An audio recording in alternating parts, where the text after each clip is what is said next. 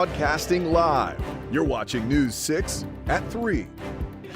Welcome to News 6 at 3 o'clock. So glad to have you with us. Even though it is a bit of an ugly gray day, we do need it. My name is Matt Austin. And I'm Ginger Gadsden. Boy, do we ever need it. But the big question as we approach the weekend is, when will this rain end? Meteorologist Julie Broughton joins us now. She has the answer to that question. Julie. Ginger, we're looking at the pattern shifting back to our more normal pattern as we head toward the weekend. So I think we'll start to dry things out a little bit on Friday. Here's the situation right now. The radar sweeping out for us showing no lightning, mostly light to moderate rainfall. But remember, since this rain began on Monday, some spots have seen between 3 and 5 inches of rain already. That includes down in southern Brevard County, where right now near Satellite Beach, you're seeing some moderate rainfall that extends down toward Palm Bay, Grant, Valcaria, Mico, all seeing some of that rain. Across our interior spots, you're also seeing some of that from Ocala down through Bellevue, back toward the Villages and into Sumter and Lake counties. And as we take a look at our northern counties, we're talking about some heavy rain in Flagler County right along the coast down through Flagler Beach. And of course, seeing some showers down through Ormond Beach and Daytona Beach as well. The winds are also a big time issue for us. In fact, look along the coast. We're seeing winds gusting right now 43 miles per hour in Orlando, and in Daytona Beach, you are looking at 38 mile per hour wind gusts. That is where we find your Volusia County community correspondent Molly Reed right now. And Molly, we're also concerned about beach erosion. That's right, Julie. I mean, we're feeling that wind now. We've been seeing the rain almost all day here. And of course, the big concern too is that beach erosion. Now, it's not even high tide right now, but you can see how far the water is coming up right up to the sea walls here. That's why Volusia Beach Safety is saying stay off the beach right now and especially stay out of the water. These conditions are not good for swimming. They're not good for surfing. They're not good for anything. So they're saying please avoid the beach altogether until this weather or bad weather moves through. Now, I have been checking in with Volusia County officials all day, and they tell me that they are not concerned about major erosion. We're not going to be seeing, structures or things like that sliding down as we saw in the storms a couple years ago. But what they are seeing already, and they said you might see that looks concerning but really isn't, is when you go to the beach this weekend, some of the sand may look like it's been taken out from some of the recent beach renourishment projects. You might go and you might see what looks like a small cliff leading down to the ocean, but they said that's not a problem at all. That is actually the projects that they have been doing, working to save the dunes, save the structures on A1A and everything like that. So they said it might look a little bit more concerning than it is, but they said that is going to be the main sources of erosion that you'll probably be seeing over the next few days. Also talking to beach safety, they said that you'll see a lot of those vehicle ramps driving down to the beaches closed over the next few days because they have to replace all the conservation posts that are being swept out into the ocean and things like that. The other thing, the beach safety here in Daytona Beach and in Volusia County is really wanting to put the warning out on is when we start seeing some blue skies again in the next few days, the water may look a little calmer, but that is when we're really going to start seeing the strong rip currents start picking up. So they said they're going to be staffed here with lifeguards this weekend. They know it's going to likely be beautiful out, but they said it is going to be extremely dangerous still in the water. Now, we already did talk to one family who had a bit of an issue on their sailboat. They were rescued by deputies, and we're going to have their story coming up on News 6 at 4. Matt and Ginger. All right, Molly, those are some impressive pictures. That ocean looks like it is boiling today. It really does. Yeah. All right. Thank you so much. We'll check in later. But 2 people were sent to the hospital after being shot near UCF. Yeah, News 6's Mark Lehman has more on the investigation and frustrations from neighbors.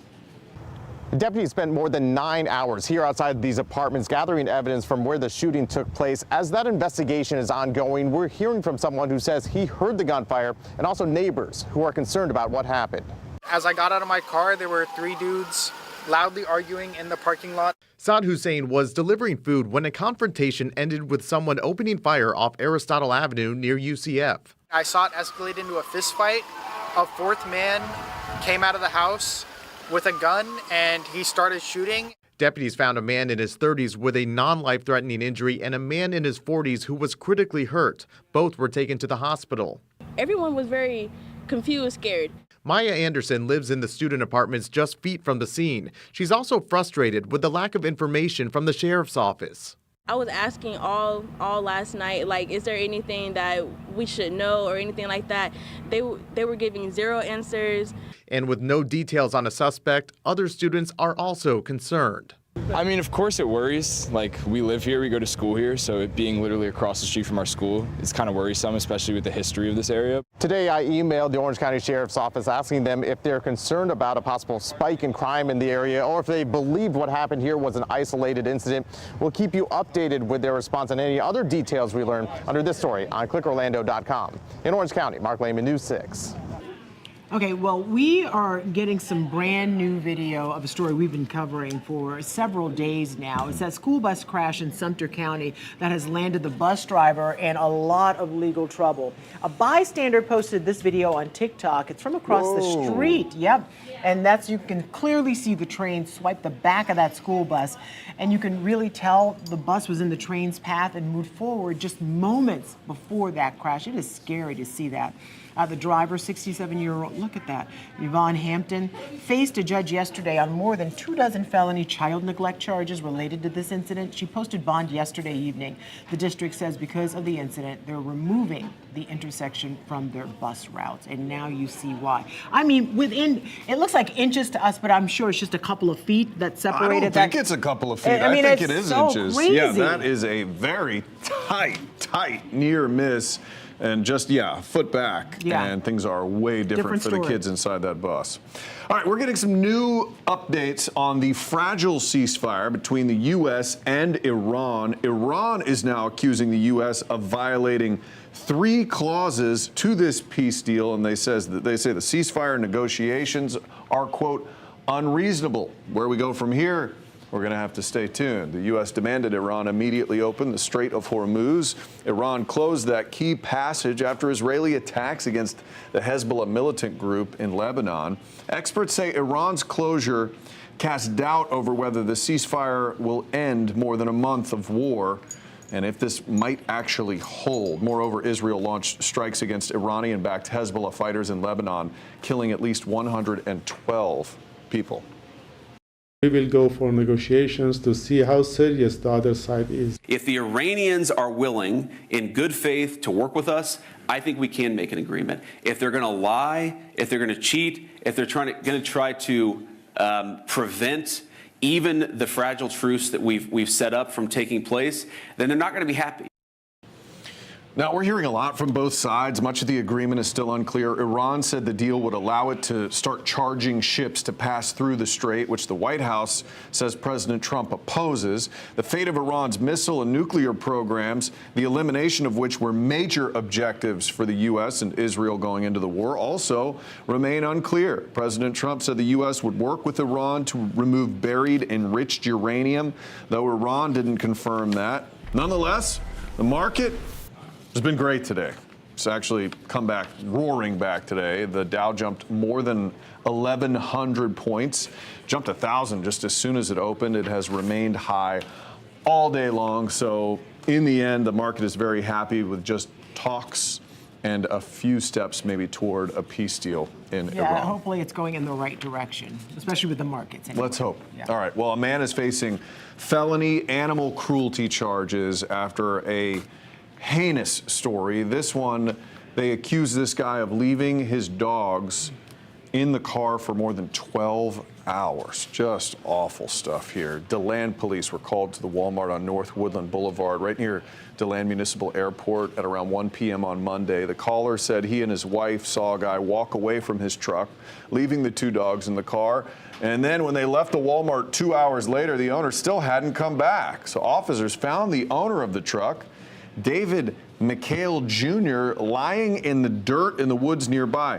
Said he was taking a nap there after drinking. He told officers the dogs were in the truck since the night before when officers told him to take them out. One wasn't breathing, the other was barely breathing. He also said he hadn't given him food or water or let him out to go to the bathroom since 2 a.m. Animal control took both dogs to the vet. One died before they even got there. The other one died on the way. McHale was arrested again for those 2 counts of animal cruelty. but you might say the temperatures aren't even that hot. I believe the day this happened, it was mid-80s. But we've done stories on this before. It doesn't have to be 90 degrees outside or even 80 degrees outside for your car to really heat turn into up. an oven. Yeah, absolutely. Well, a Central Florida theme park is mourning the loss of one of their own. And this guy was a big one, and he was pretty much Literally a legend. a big one. Yeah. So Gatorland posted on social media that Buddy the alligator passed away. The park says Buddy began to slow down over the last few months, and when their vet checked on him regularly, putting him on medication and giving him extra vitamins, Gatorland says Buddy was the biggest alligator in the park's history. He was more than 13 and a half feet long and weighed almost 1,000 pounds.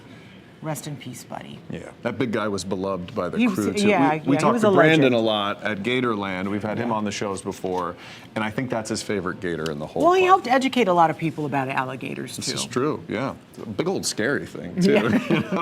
All right, the NBA regular season wraps up tonight at the Kia Center. The Magic season over, at least the regular season. They'll have a little chance here at the end of the season. The Magic have their final Emphasis on little. home game before the playoffs begin tonight when they host the Minnesota Timberwolves. Tip-offs at 7. Magic look to finish the season strong. They've won their last 3 games. 3 games left on the schedule. After tonight, they travel to Chicago Friday, close out the regular season in Boston Sunday. This is their last home game, though. Right now, the Magic are the 8th seed. They're in the play-in right now. They're just a game out from being the 6th seed. And they can make it up to the 5 somehow with only a few games left. Although they need some help to be able to get that high. Probably not likely, but if they could get out of this play-in situation, I would feel a lot more comfortable. They have to play their best from here on out. I think that's fair to say. Yeah. It hasn't been the greatest season, but hey, they've got a chance. Here. Yeah. All right, after the break, how questions surrounding the future of property tax proposals are impacting one local county. They're just trying to figure out how they're going to pay the bills. Yeah, plus a lot of you are talking about something, about a teen who was recently arrested for something you just flat out don't even hear about. We'll talk about it when we come back.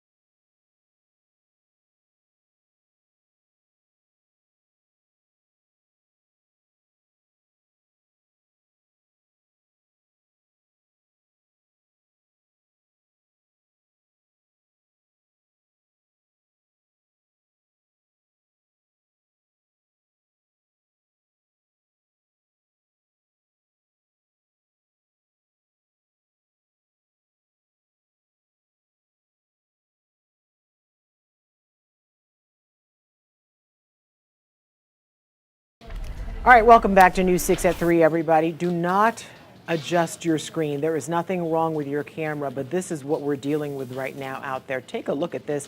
That's a highway. It's I-95 near Palm Coast, actually.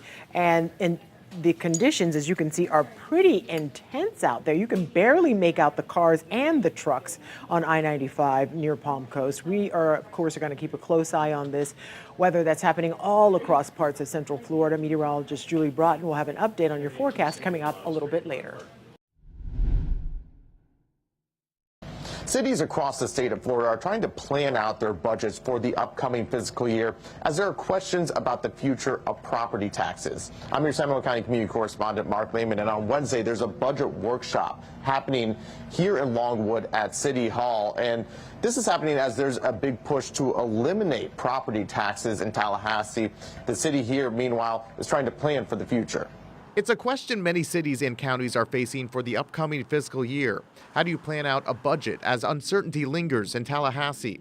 On Wednesday, leaders in Longwood will be discussing the city's financial situation and funding options in a special workshop.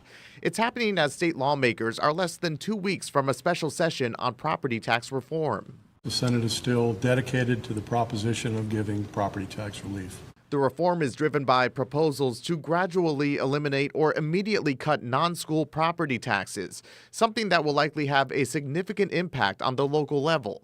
Threading the needle on this is about making sure it's meaningful and protecting the core services that local government provides. With the issue still unresolved in the Florida legislature, municipalities are having to prepare for potential budget cuts. City managers, meanwhile, are engaged with lawmakers. We've had conversation about it, right? Well, here's where these types of changes would impact what we're doing for our citizens and, more importantly, what we're required to do for them. It's important to keep in mind that even if lawmakers approve property tax reform, it would have to go on the November ballot and needs 60% to pass. The city manager here, meanwhile, says that they are watching and preparing for what happens. For now, reporting in Longwood, I'm your Seminole County community correspondent, Mark Lehman, News 6. There's so much up in the air with that. It seems like politicians are having a really hard time trying to agree on how to make this whole thing happen. We'll see if it happens in a special session, but not many people are convinced. We'll see. Well, a story we brought you yesterday is certainly making some waves today online. Yeah, still a lot of you are talking about it, and it has to do with a creature we share our home here in Florida with. Our community correspondent, Kat Silver, did a whole story on this yesterday. Volusia Sheriff's Office deputies were called to the Stetson Aquatic Center. This is in DeLand, over a bunch of teens that were causing quite a ruckus. An arrest report from one of them claims surveillance video showed a 14-year-old boy grab a baby gator by its tail and swing it back and forth over his head. So he's just kind of slingshotting it around. He then allegedly, we're told, put it down and started kicking it before tossing it back into the water. This is just so disturbing. The teen was arrested for injuring an alligator without authority. And you hear that, it's like, what are you thinking? Because even baby gators can hurt you, but it's just trying to make its way back to the water. Yeah, probably. why he would why do would that you do that? to Yeah. a living creature, I don't know. And a lot of you are talking about this online. We have hundreds of comments on the Facebook post on our page. Wendy says, what's going on with kids? It's good that he's held accountable. He is old enough to know better. Yeah, at 14, you should. Yeah. Heather brings up a good point. Funny thing, he didn't do that to an adult alligator, did he? Correct. Pick on somebody your own size. And Jacqueline says, all God's creatures, great and small, none deserve to be abused, except for mosquitoes. Good point. I agree with her entire sentiment there. And another mistake those kids made, they did it in Volusia County, where we know where the sheriff will come for you. Yeah. And he did. Well, still to come, the promising signs that relief may soon be coming to the gas pump. Yeah, while prices are still very high, they're also really high for the airlines, how they're trying to scrape back some of that money from you. It's coming up.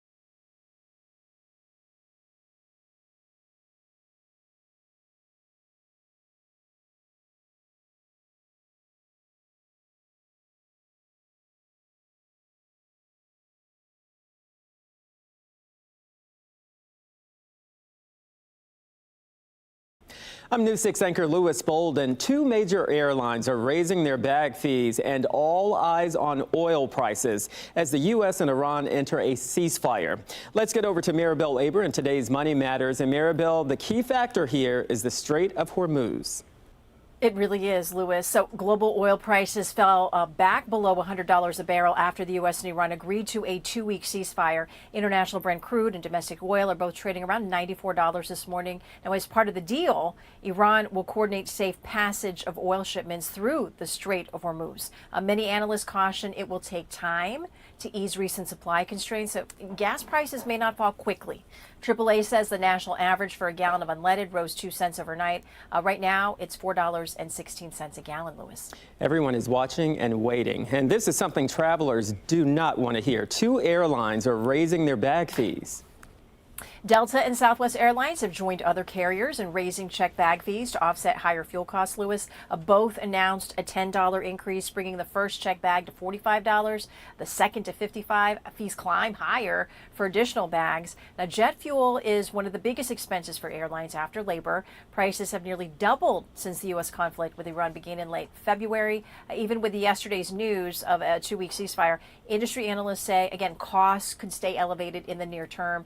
Higher ticket prices and reduced flight schedules are other ways carriers are compensating, but Delta's bag fee changes take effect today, with Southwest starting tomorrow. You can check airline websites for details. Louis, repeat after me. Carry-on is your friend. Exactly. Only do carry-ons. Maribel, thank you. And remember, to get the latest money and consumer news anytime, just head to clickorlando.com. You ever find a flight where it's more expensive to bring your bag than yourself? It's crazy how these bag charges are going. I don't right now. understand it. I don't either. But still to come, right here at 3 o'clock, more than 100 people are laid off locally, and these are people who help teens in crisis. We're going to talk to some folks who are worried about those kids' safety. Yeah, and on the news ahead at 4 o'clock, one business is calling it quits, leaving a big empty space to fill, but not for long. We're going to tell you what's going to take its place. What's the deal? Coming up on Thursday, breaking the bottleneck. One of the most congested stretches of highway in Central Florida is about to get an expansion. We're breaking down when your commute can get a little bit better, but what it's going to cost you. Plus, the rain is on the way out. Our team of meteorologists will tell you when the sun is back. Join us for News 6 Mornings starting at 6.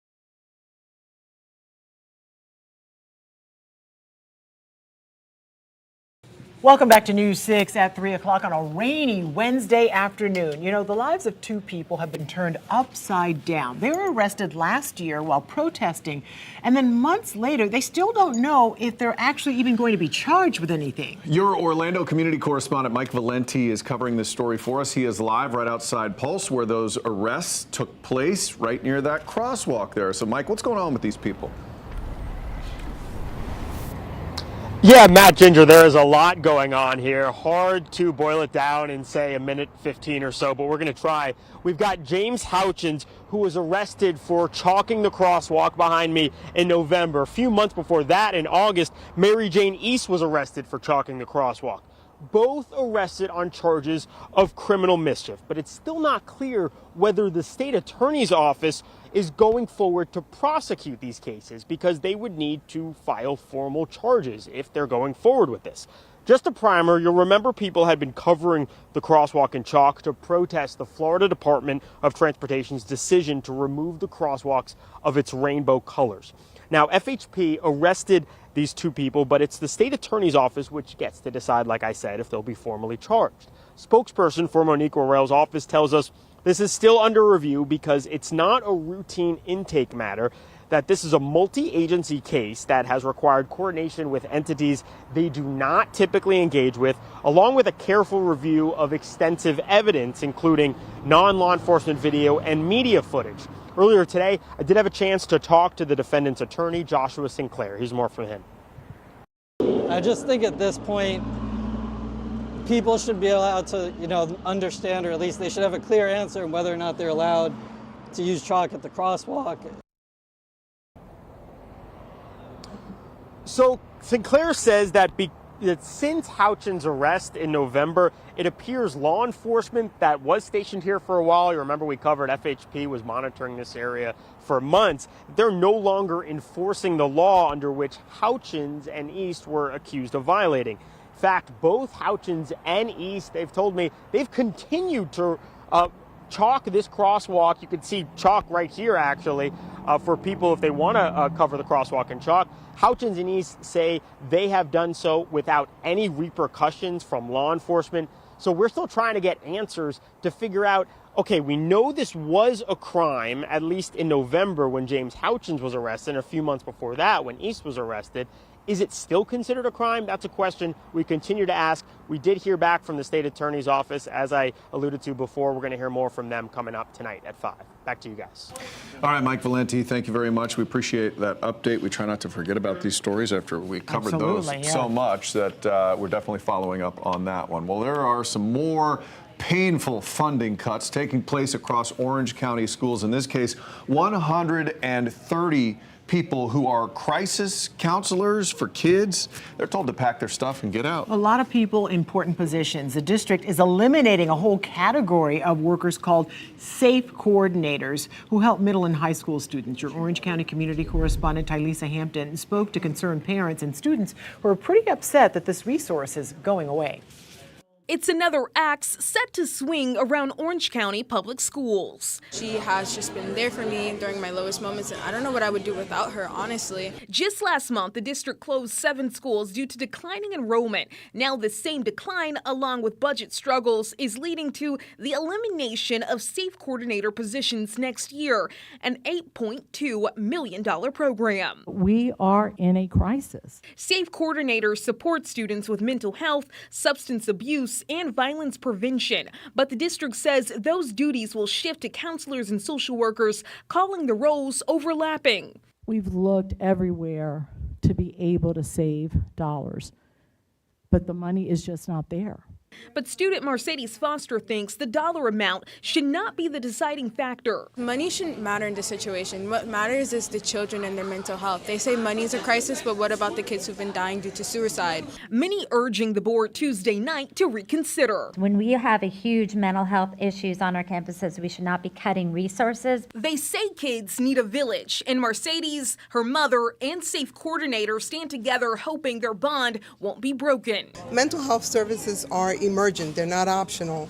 I think it's important to focus on continuing direct services for students and think about cuts elsewhere. Miss Laney has been there with me throughout the beginning, and unfortunately she's getting cut till the end. And the superintendent says that those social workers and school counselors, they will have to fill that gap as the budget is tight. Reporting for News 6, I'm Talisa Hampton. And it'd be good to tell you that the budget cuts are over, but it seems to be getting sliced thinner and thinner. And that's sad for the people in those positions. And that was not the only decision to come out of last night's meeting that Tylisa covered. The school board also approved a charter school change. In January, parents overwhelmingly called for the first of its kind partnership, transforming Orange Center Elementary from a public school to a public-private hybrid school. The county will operate with the school together with a nonprofit called Lift Orlando. And what was so unusual about that is that the parents actually got to vote on it themselves. And normally you don't see them get that choice. Right. You're just told this is now a charter school. And they In this really case, they wanted said, it. hey, we want it. Yeah. We've had problems with this school, so maybe this will be yeah. an improvement. All right, well, the drug dealer dubbed the Ketamine Queen, remember this is the one who gave Matthew Perry the drugs that he ended up overdosing with. Well, she found out she's getting 15 years in prison.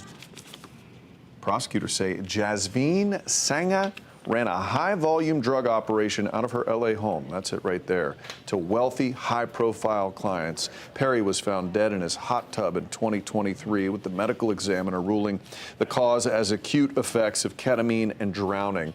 Sangha has pleaded guilty to multiple federal charges, including providing the drug that led to his death. Prosecutors say she chose profits over people. Her attorneys argue she has accepted responsibility and should receive time served after all of this, but definitely a message sent to drug dealers all over the country. That of is what for can sure, happen. because it was so shocking when we learned about his death. Well, another case of national interest, a serial killer admitted to his crimes, and not just the ones he was charged with either. They're solving new crimes, apparently, because of this guy's confession. 62-year-old Rex Heuermann pleaded guilty to the murders of 7 women this afternoon and then admitted to killing an 8th. He also is called the Gilgo Beach serial killer. He strangled the women and discarded their remains on Long Island. 4 of their remains were found on that beach in 2010. The former architect previously pleaded not guilty to the crimes. Prosecutors asked the judge for life in prison without the possibility of parole. He'll be sentenced in June. Let's come back to Florida now. The quick actions of some deputies probably saved a life. Yeah, I'd be advised. The car is fully submerged. Hillsborough County Sheriff's Office posted some video on social media of deputies rescuing a woman from her car after this thing went off the road and into a retention pond. Don't come out,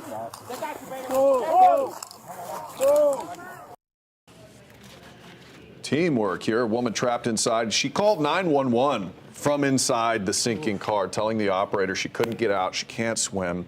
Deputies got there within minutes, broke out the window, and helped her get back to shore. There she is. That woman was, for the most part, okay. Her car was pulled out by the sheriff's office dive team eventually. Glad to see she made it out. Some very heroic efforts in that case. That's for sure. Glad those people are on the job. All right, there are a few things that stink as much as you have something in your house that you want to get out, but then, you know, there's nothing you can really do about it. At least that's the case soon. Yeah? Okay, I'm going to tell you I don't know what you're talking about. Florida's native bat. Oh, okay. It's a species. They're set to begin their maternity season next like, is this a Thursday. riddle? No, I've seen them. You can see them flying to people's houses in their attic, and it's just like nothing you can do. It runs through August 14th. Most of the state's bats give birth and raise their young during the 4-month maternity season, meaning it's illegal to block them from returning to their roots. So FWC says doing so prevents flightless bat pups from being trapped inside buildings, which could harm both humans and the bats. April 15th is technically the last day to legally remove bats from buildings without a permit until the season ends. The only legal way to remove roosting bats is with exclusion devices. Those are the devices which allow the critters to safely exit a structure or a building, but not get back in. It blocks them from coming back in. A permit is required to use these devices, during bat maternity season. And we have to remember that bats are good for a lot of things. I know they Eat get a a lot of bad bugs. That's the number one thing. They do eat a lot of bugs. People forget, if you're out at night and you see what looks like a little bird flying around, it's a bat. I was at a lacrosse game the other evening, and an owl came down, grabbed a bat right out of midair. Little bat snack. It's just a little National Geographic right there at the lacrosse game. Good stuff. We live in a wild state. All right, first responders in northern Florida, they dealt with a real dumpster fire earlier this week. Oh, a real one. Okay, I see what you're saying. Caught on fire in Clay County Tuesday morning. Video showed the flames shooting from the vehicle. Firefighters were able to get everything under control in less than 20 minutes. No one was hurt. We've done stories on this before. Sometimes the protocol for that garbage truck driver is to dump all of the garbage out onto the road if it catches fire. Because it'll just keep smoldering and burning. And it'll, you can save the truck if you catch it in time. Yeah. Not in this case. Boy, that's intense video right there. Well, a midnight swim can be nice and relaxing, but some people on the other side of the state got a big surprise in their own backyard. Let's roll that video there. Police in Tampa were called to a home just after 3 in the morning late last month after the homeowner found what's called an intruder in their pool. That intruder was the guy you see. We're trying to see him in this picture. It's an alligator. Yeah, there it is. Police say the gator. That's a chunky one. Yeah, he was enjoying his night swim. Police say the gator was removed with the help from a nuisance trapper. I think he was skinny dipping too. That's what it looked like to me. I think they always skinny dip. I don't know. Always good to check the pool in Florida before you just cannonball. Any body of water, check your bathtub before you get into it. You just never know. Absolutely. Or your toilet before you sit on it. That's Always a good one. We've Yeah. learned that in the news business The as hard well. way. All right, well, lots of rain today. The radar has been lighting up. We'll have a look with meteorologist Julie Broughton about where the rain is right now. Coming up. Yeah, and plus the expenses that have become the biggest pains for Floridians over the last few years. This portion of the news is sponsored by Bill Ray Nissan Longwood. We do it the right way.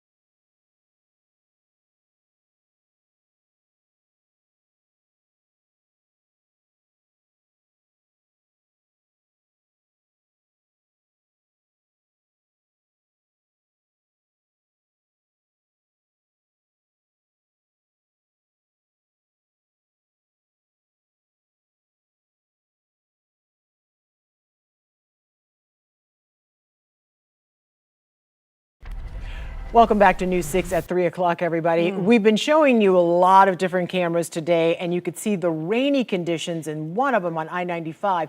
You can now see the windy conditions from this port camp. It is really active out there, Julie. Yeah, and we yesterday saw peak wind gusts along the coast of Brevard County, some spots up to 50 miles per hour. So just for a little perspective, when we're talking about tropical storms, we see 40 mile per hour wind gusts or greater. So that's how strong, these winds are. Of course, this is not a tropical system, but it looks pretty tropical out there. Let's go ahead and show you again. Closer look at that camera in Port Canaveral. Again, those winds right now gusting to 31 miles per hour. Sustained winds are at 22 miles per hour. Right now sitting at 73 degrees. And just looking at the winds across the area in Orlando, at Orlando International Airport, 43 mile per hour gusts right now. All of this coming from the northeast. So we saw Molly Reed in Daytona Beach talking about beach erosion. That is because of these strong winds. Here's a look at our wind forecast as we take you through the evening, still looking at those elevated winds even overnight. And I think even though we'll dry things out by Friday, we're still talking about windy conditions and rough beach and boating conditions into the weekend. Here's a look at our rainfall totals since all this rain started for us on Monday. So some spots have picked up close to 6 inches in Palm Bay. So that means we are talking about flooding concerns for some of you in those low-lying or flood-prone areas. Radar for us right now showing primarily light rainfall. I'm looping the radar for you over the last half hour. You can see those strong northeasterly winds are pushing those showers off to the southwest. So areas like Umatilla over toward Leesburg, seeing some rain. Back toward Webster, you've got some rain moving through, as well as Bushnell and Coleman. Taking you down into Brevard County. Again, you are still under a flood watch. We have some pockets of heavy rain all along the coast. So, of course, the question is, when does all of this wrap up? Rain chances still around 60 to 70% for tomorrow. By Friday, I think we'll begin to see a pattern shift, so we'll see things drying out with temperatures going back into the upper 70s.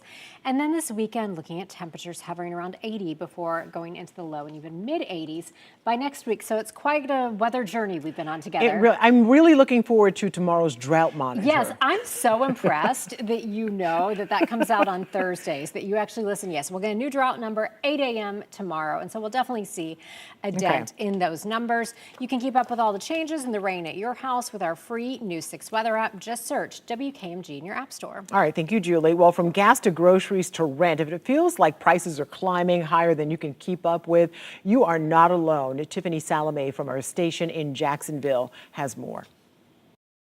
Everything is extremely high, groceries, gas, housing, everything. I'm working 2 jobs and it's still barely scraping by. It is rough right now, especially with the economy, with gas prices. Gotta work basically 2 jobs. It's not hard to find people impacted by the cost of living here in Florida. You just heard from 2 people we happened across today that both say they're working 2 jobs to make ends meet. 2 jobs to get by. I mean, do you think that should be the normal? Definitely not. I'm working more than I'm living, also going to school. Have no time to actually enjoy life. The cost of living in Florida has accelerated at nearly 5 times the pace of the last decade. That's according to a new report from Florida Tax Watch, a nonpartisan, nonprofit government watchdog group. It's driven largely by housing, insurance, and rent increases that are outstripping wages. Rent is definitely going up, and landlords, everybody, they don't want to hear anything because, they've got to take care of their families also. I've noticed my bills, water bill, electricity bill has gone up for sure. Homeowners are facing some of the highest insurance costs in the nation. Average annual property insurance premiums reached $2,794 through 2025, which is up 63% since 2020. And renters are also under pressure. Florida's average rent climbed from about $1,200 in 2015 to $2,200 in 2025, an 85% increase over the decade. Now let's talk about everyday essentials creeping up. Some alarming statistics from that report to note. Eggs have surged 135% over the past decade. Rice prices are up 46%, and bread has increased by 30%. Family of 4 you gotta budget everything. Budget your food, budget everything for the week. It's getting bad. It's getting real bad. Reporting, Tiffany Salome. Yep, we all feel it. We certainly do. Another thing we're feeling today is the rain. We've certainly had a lot of rain today, but it's not enough to dig into our drought numbers as much as we need. Yeah, you've been working on this story for a while, Matt, and you're like, look at all a day I'm talking about drought. It's We're getting drought all this today. rain. That's what I'm talking Yeah, about. but we usually talk about lawns and plants and things like that being impacted. So we need you to do more stories talking about the drought. We would have no problem. If I did a drought story every day, we would have to swim to work, for sure. Yeah. Great. So yeah, I had this farmer reach out to me who I've done stories with in the past, and he says, I have this problem. I'm very scared for the animals on my farm because he has this big retention pond, and this thing drained. Take a look. This is his daughter going in to try to rescue a goat that had gotten into what he calls it quicksand, but it's this thick muck that they can't get out of. Here's a sheep 3 hours later, walking right in. They're just going to get a drink or to eat some of the grass in this water, and so they have to lasso him and pull him out. So I said, is this for real? So I took some hip boots, you call them, and I walked in this stuff. I was amazed at how difficult it was to try to get out with those pants on. They're not attractive, I'll tell you that. No, We've it's always not my called best you a look. stick in the mud, but here you literally are. And you're not being dramatic like you normally are. No. Thank you very much. You saw the sheep. If you don't believe me, believe the sheep and the goat. I didn't go into the deepest part because I did not trust him to be able to pull me out. Sure. But a very interesting story. Yeah. I think it's something that we don't We have talk a lot about. of ranchers in Florida, and We do. so you have to imagine that there's a lot of people. So he says, imagine all the deer or all the cows on these 1,000-acre ranches. He put cameras up so he could keep an eye on his creatures, but he's like, I bet tons of them are dying in You this. feel so bad for those poor So little check that out. things. Coming up. Yeah, video. That's great. Thanks. All right. Thanks, Matt. And we will be right back.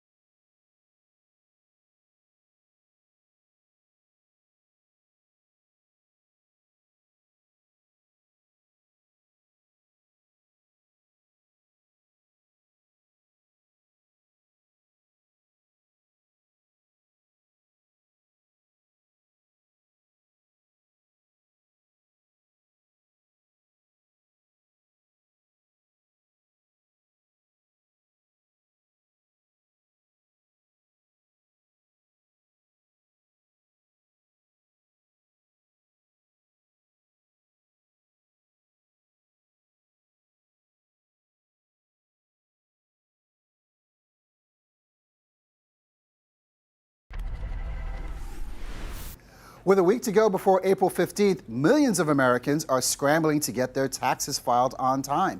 CBS Business News analyst Jill Schlesinger is here to help guide you through the process. Jill, let's cut to the chase. What should you do if you haven't filed your taxes yet?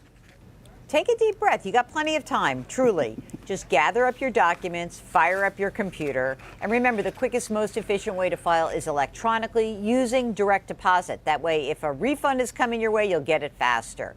To reduce errors, double check your Social Security numbers, choose the correct filing status, calculate and claim all those very juicy deductions and credits, put brackets around negative numbers, and of course, do not forget to sign and date your return. And Jill, what if you just can't get it done? How do you file for an extension? You are not alone, don't worry. If you can't get your act together by April 15th and you're using IRS Free File, you'll literally check a box. Otherwise, you can use Form 4868.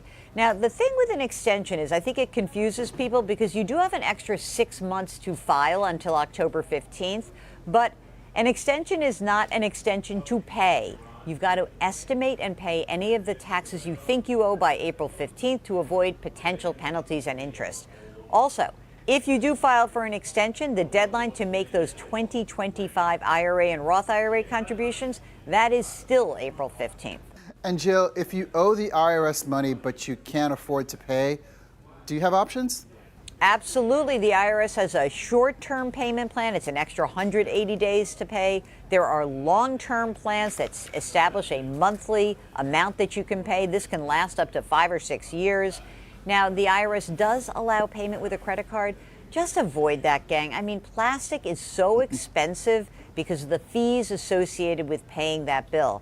And of course, there is the risk that if you use a credit card and you don't pay off that balance quickly, then you are paying high credit card interest rates in the future. So no plastic, yes to the short or long-term payment plans through the IRS.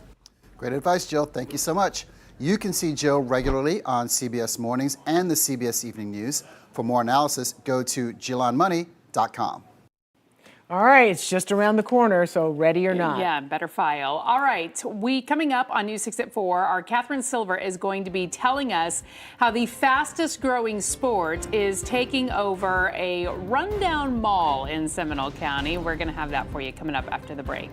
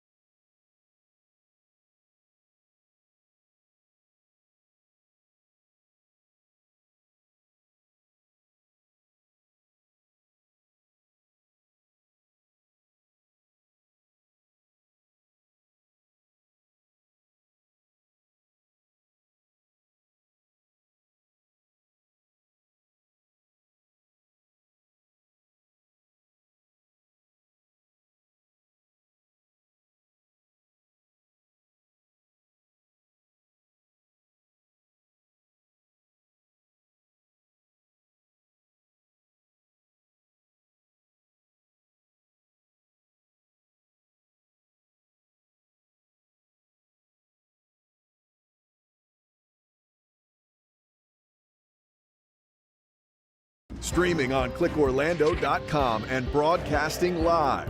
You're watching News 6 at 4. A week after the launch that sent them around the moon farther into space than any crew before, Artemis 2 is closing back in on planet Earth. I'm your Cape Canaveral community correspondent, James Sparvera. I have the latest on this incredible mission's final days.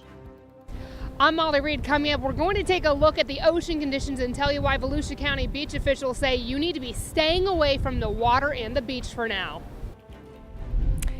And first at 4, we're talking about that flooding rain and gusty wind. Check out this live look at I-95 near Palm Coast. Not where you want to be right now. Traffic is moving slowly through that pouring rain. It's hard to see the cars even on the road there. And on our Launch Credit Union Port Cam at Port Canaveral, you can see a gray sky out there, but check out how windy it is with those shaking palm trees.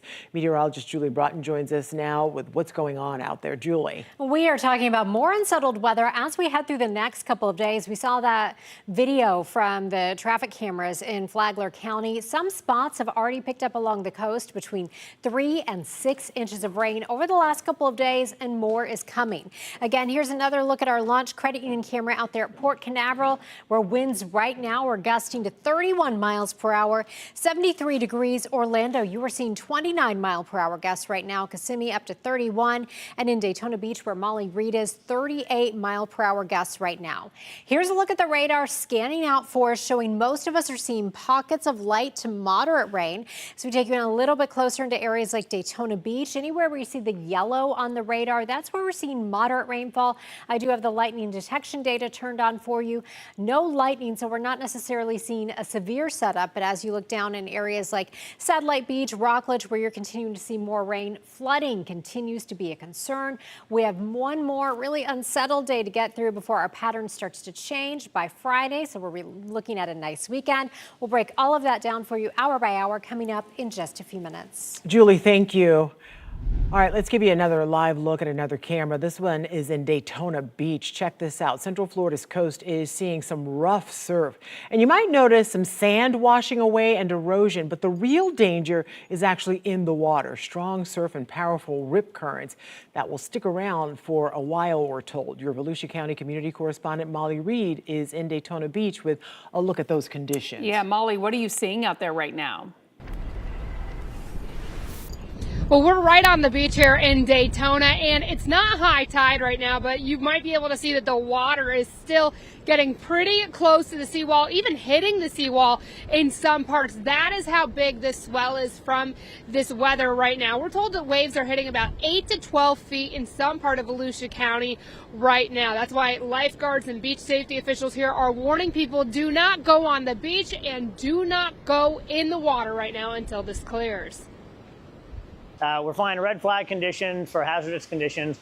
We're not recommending people come down to the beach. Volusia Beach Safety is keeping eyes on the water still, just in case anyone decides to brave the ocean. These conditions already proving to be a battle for one family. We have been demasted. The Volusia County Sheriff's Office sharing this video after Leah and Ken Hanks were rescued from their sailboat by deputies in New Smyrna. We had sailed from St. Augustine, and the conditions were rough, but they weren't unmanageable. It was okay. But there was a storm behind us that we were kind of staying in front of until we did. It caught up with us. The Hanks FaceTiming me on their drive back home, describing what they call a terrifying experience. They wish they could go back and heed the warnings. After leaving St. Augustine, their sailboat crashed into the New Smyrna jetty. The sheriff's office says the boat was significantly damaged. Are you okay? Are you hurt at all, or you're just a little winded? The school teacher's plan was to sail home to Mississippi on their new boat during their spring break. That's the reason that we left when we did. It was a bad decision, but that's the decision that we made. The ocean is still looking rough too, but threat isn't over once blue skies return. But what that heavy surf is doing right now, it's knocking holes into the sandbar, and that's going to create rip currents. Captain A.J. Miller with Volusia Beach Safety says the dangers in the water are going to pick up. It's still a more dangerous ocean environment because we're going to have those heavy rip currents. Now, I know with what we've seen in the last few years with erosion here, people are also concerned about that. We've been checking in with Volusia County officials all day, and they tell us they have no concerns for major erosion right now. But they said if you head to the beach this weekend, what you might see is some of the areas where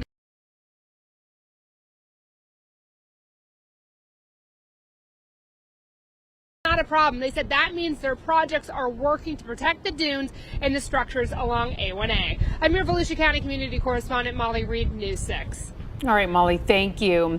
The mom accused of killing her newborn and burying the baby in her backyard will not be getting out of jail now that she is facing murder charges. This afternoon, we are seeing the moments she turned herself in from a deputy's body cam. All right, ma'am. So you already know what's going on, right? So I got to put the handcuffs behind your back.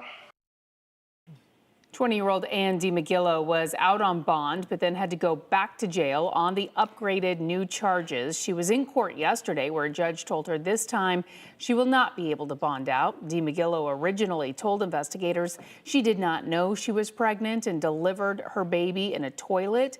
She then told deputies she hid the child in a duffel bag and buried it in her backyard. However, the sheriff says digital evidence proves she planned to kill her child all along. We are seeing new video of the moment a train clipped a school bus in Sumter County last week. The now former bus driver, Yvonne Hampton, was in court yesterday on 29 counts of child neglect, one for each child on her bus. She is accused of not stopping at the railroad crossing. The judge set Hampton's bond at $30,000, and she has since bonded out. She cannot return to the school, talk to anyone impacted by the crash, and she is no longer allowed to drive a school bus. Now to a shooting near UCF's campus. 2 people were hurt. It happened just after midnight near Aristotle Avenue. Now that area has several apartment buildings, including some off-campus fraternity housing. News 6's Mark Lehman tells us what he's learning. The deputy spent more than 9 hours here outside these apartments gathering evidence from where the shooting took place. As that investigation is ongoing, we're hearing from someone who says he heard the gunfire and also neighbors who are concerned about what happened. As I got out of my car, there were 3 dudes loudly arguing in the parking lot. Saad Hussein was delivering food when a confrontation ended with someone opening fire off Aristotle Avenue near UCF. I saw it escalate into a fist fight. A 4th man came out of the house with a gun and he started shooting. Deputies found a man in his 30s with a non-life-threatening injury and a man in his 40s who was critically hurt. Both were taken to the hospital. Everyone was very confused, scared.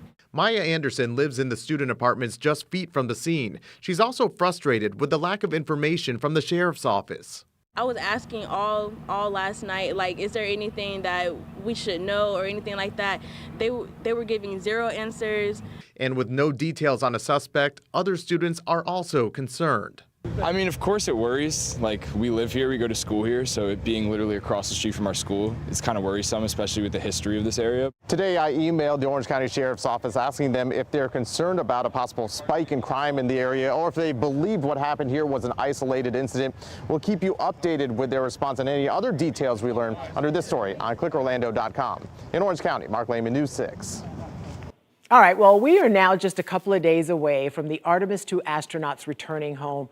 And on their journey back to Earth, they are using a fleet of cameras to take thousands of beautiful pictures like this one.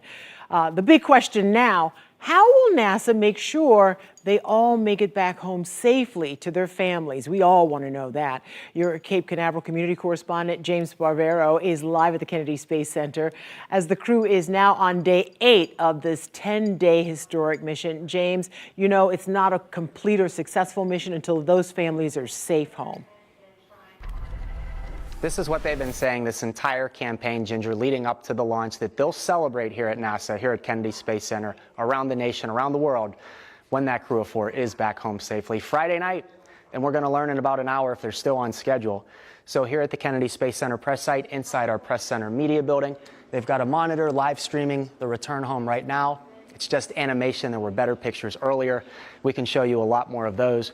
But Victor Glover, Reed Wiseman, Christina Cook, and Jeremy Hansen, I can tell you that on day 8 of 10 of their mission, they're testing out more of the Orion spacecraft's manual controls. So they're taking the spacecraft off of autopilot a little bit. They're flying it themselves. This will help them, this will help future crews When they're landing on the moon, those missions, when they have to rendezvous with the lunar landers in the orbit of the moon, just imagine that. So that's what's so important about testing out more of these systems as they do so on their way back home. Now less than 200,000 miles away from home. And you know, as much of a success as this mission has been, flying farther into space than any crew ever before, breaking the distance record that was held by Apollo 13 since 1970, I wanted to ask our CBS space expert, Bill Harwood.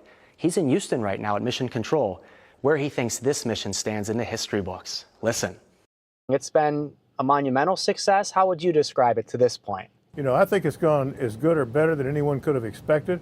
And I know NASA's really looking forward to getting them down Friday and go through all the data, inspect the spacecraft, you know, all the things they normally do. But this is a very successful first step toward getting astronauts back on the moon. Hopefully during Artemis 4 as soon as 2028, and much sooner than that, Ginger, in just an hour. We're going to get that update again from NASA if we're still on track for that splashdown around 8 o'clock our time in the Pacific Ocean Friday night. Live in Brevard County, I'm your Cape Canaveral community correspondent, James Sparvero, News 6. Yeah, James, we're waiting on this just as much as we were waiting for liftoff because this is a very important part of that entire journey. Some would say perhaps the most important part, getting them back home. Great reporting, and we look for your next report coming up soon. Thanks, James. Well, even though we have seen a lot of rain in the past couple of days, Florida is seeing the worst drought in 25 years. It is so bad, one farmer reached out to us about how it's hurting his animals. How long have you lived here now? Since 2016. And have you ever seen it anywhere near this low? Never, never, never. How this drought is causing his animals to get stuck in what he calls quicksand. That's coming up. Plus, our News 6 insiders showing you how you can get up close and personal with some birds of prey.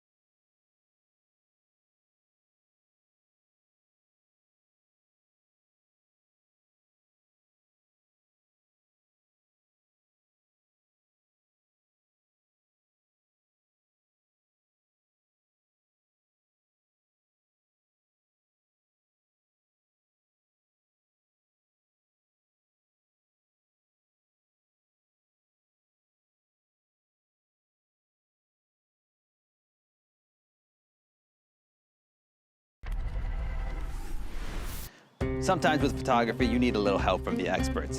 Today, we're at the Avian Reconditioning Center getting up close and personal with some birds of prey. This is Ella. She likes rats. You never really get this close with wildlife photography. It's a lot of sitting in the mud, waiting for the animals to show up. But here, that's not really the case. This is Avian Reconditioning Center in Apopka. They take in injured birds of prey and try to get them back into the wild. One of the things about raptors or birds of prey is the fact that they are tertiary at the top of the food chain, so they're an indicator species. So if there is something wrong out there, these are usually the birds that show it first. We spent the day with Nicole Jones, who's been here for over a decade, and one of their longtime residents, Nonami. She came in as an injured bird with a wing injury, was found emaciated on the ground, and now every year raises on average about 30 to 45 great horned owlets. Nonami can't go back into the wild, but she's helping other owls get there, teaching them how to be owls in a way that people just can't replicate. Being this close to a bird of prey, you start seeing things you would never notice otherwise.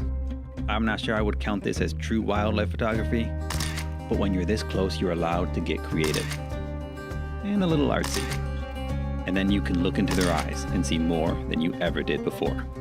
When you're ready to see the birds yourself, the Avian Reconditioning Center is open on Saturdays and are always in need of volunteers and donations. To see the rest of my photos and find out how you can help Nonami and her feathered friends, go to clickorlando.com/insider. You did enough. You're beautiful. Our superstar.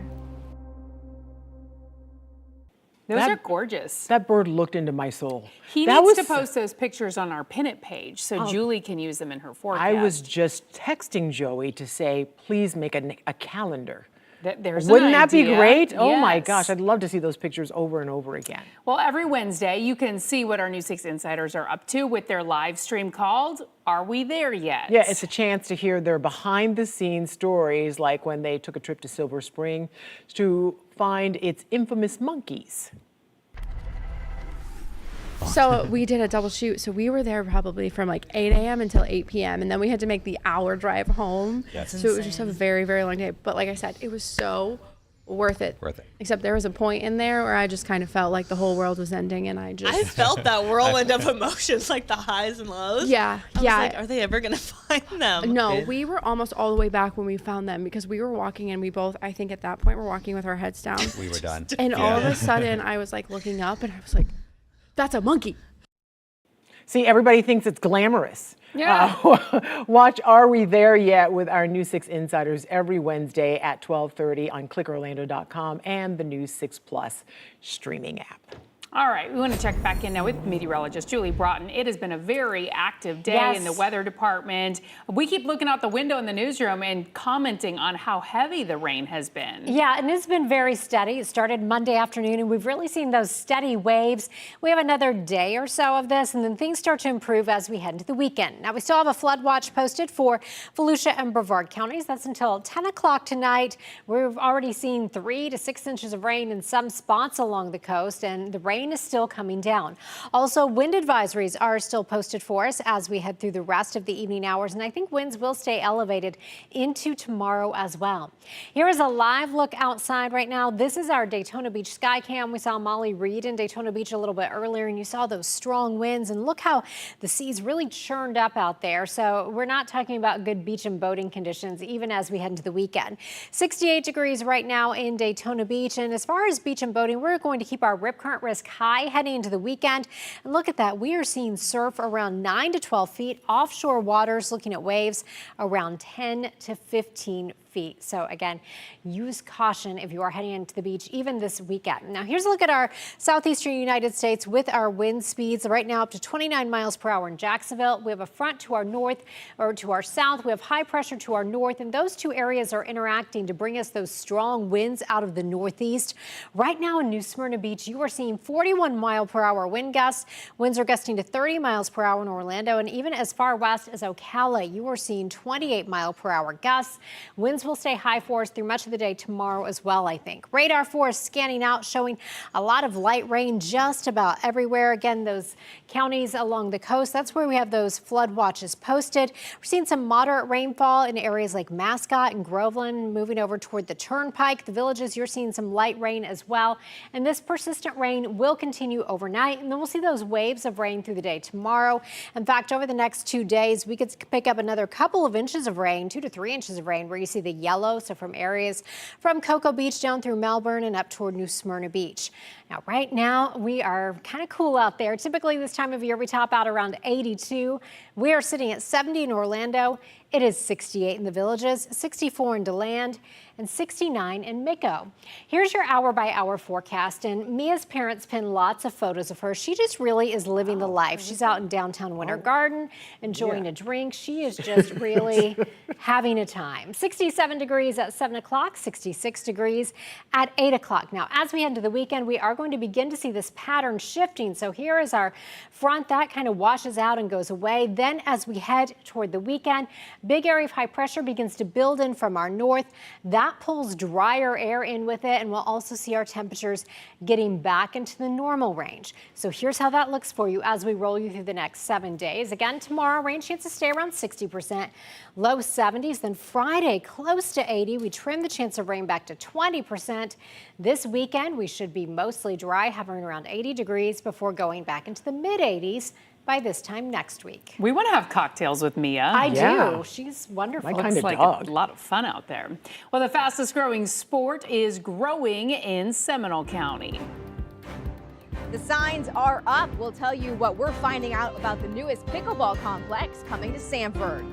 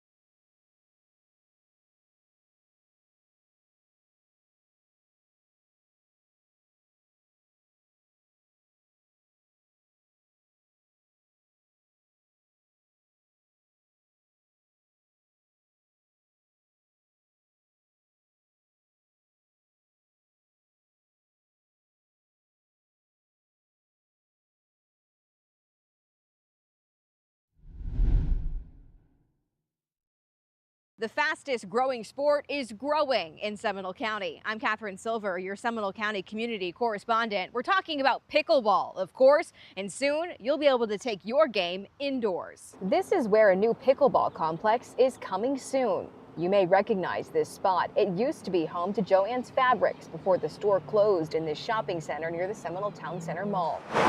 Through the doors Wednesday, we saw work already underway. We also saw the name Diadem. I gave the company a call. The owner of this franchise location tells me when they're finished, there'll be 11 courts and they plan to open in August. Our new 6 cameras have given you a glimpse at the game before in similar facilities, like this one, the Pickler in Apopka. So this is recording all the time. Smart courts with cameras, instant replays, and even pickleball simulators will also be part of Sanford's Diadem Pickleball Complex. The DPC will be state-of-the-art. Would you try an indoor facility? Yeah, we have one near here. In Louisiana. In Louisiana. And it's fun. Have you played before? I've only played once and I'm still learning the basics, so I'm looking forward to any opportunities that are going to be nearby where I can play. We met people on Wednesday who say the hobby is a hit. I just think it's just a sport that everybody can enjoy. In Sanford, Catherine Silver, News 6. It is, and I had the chance to go to that Pickler location in Apopka, and the fact that it's indoor. I was just going to mention that. Look in outside Florida, today. Yeah. If you want to go play, that's the place to go. Well, a pond that's usually 9 feet deep is now a puddle surrounded by danger. 1 minute they're suspended, the next minute they crash through and then they can't get out. How these animals are ending up in neck-deep muck. That's next. A Special Olympics student athlete is recovering in the hospital with multiple injuries now after he was hit right here off of I-95 and International Drive when he ran across the roadway. I spoke with his parents. We'll tell you more coming up.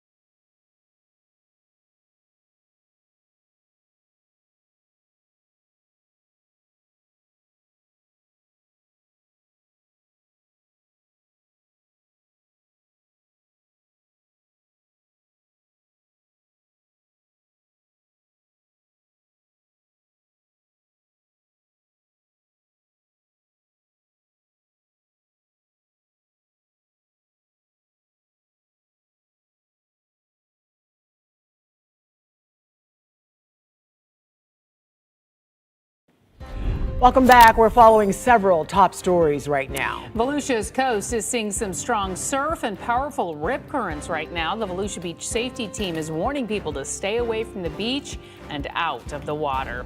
In Orange County, deputies are investigating a shooting near UCF. 2 people were shot. It happened early this morning near Aristotle Avenue. We are working to get more details from investigators. The Artemis 2 astronauts returned to Earth on Friday night, and in just minutes, NASA will give an update on how it will make sure the crew makes it back safely to their families. You can watch that live coming up at 5 on clickorlando.com. Well, Florida is dry. It is the worst drought in 25 years. A farmer contacted News 6 anchor Matt Austin about it. He says it's so bad his pond in Lake County has drained and he almost lost animals to the muck it left behind.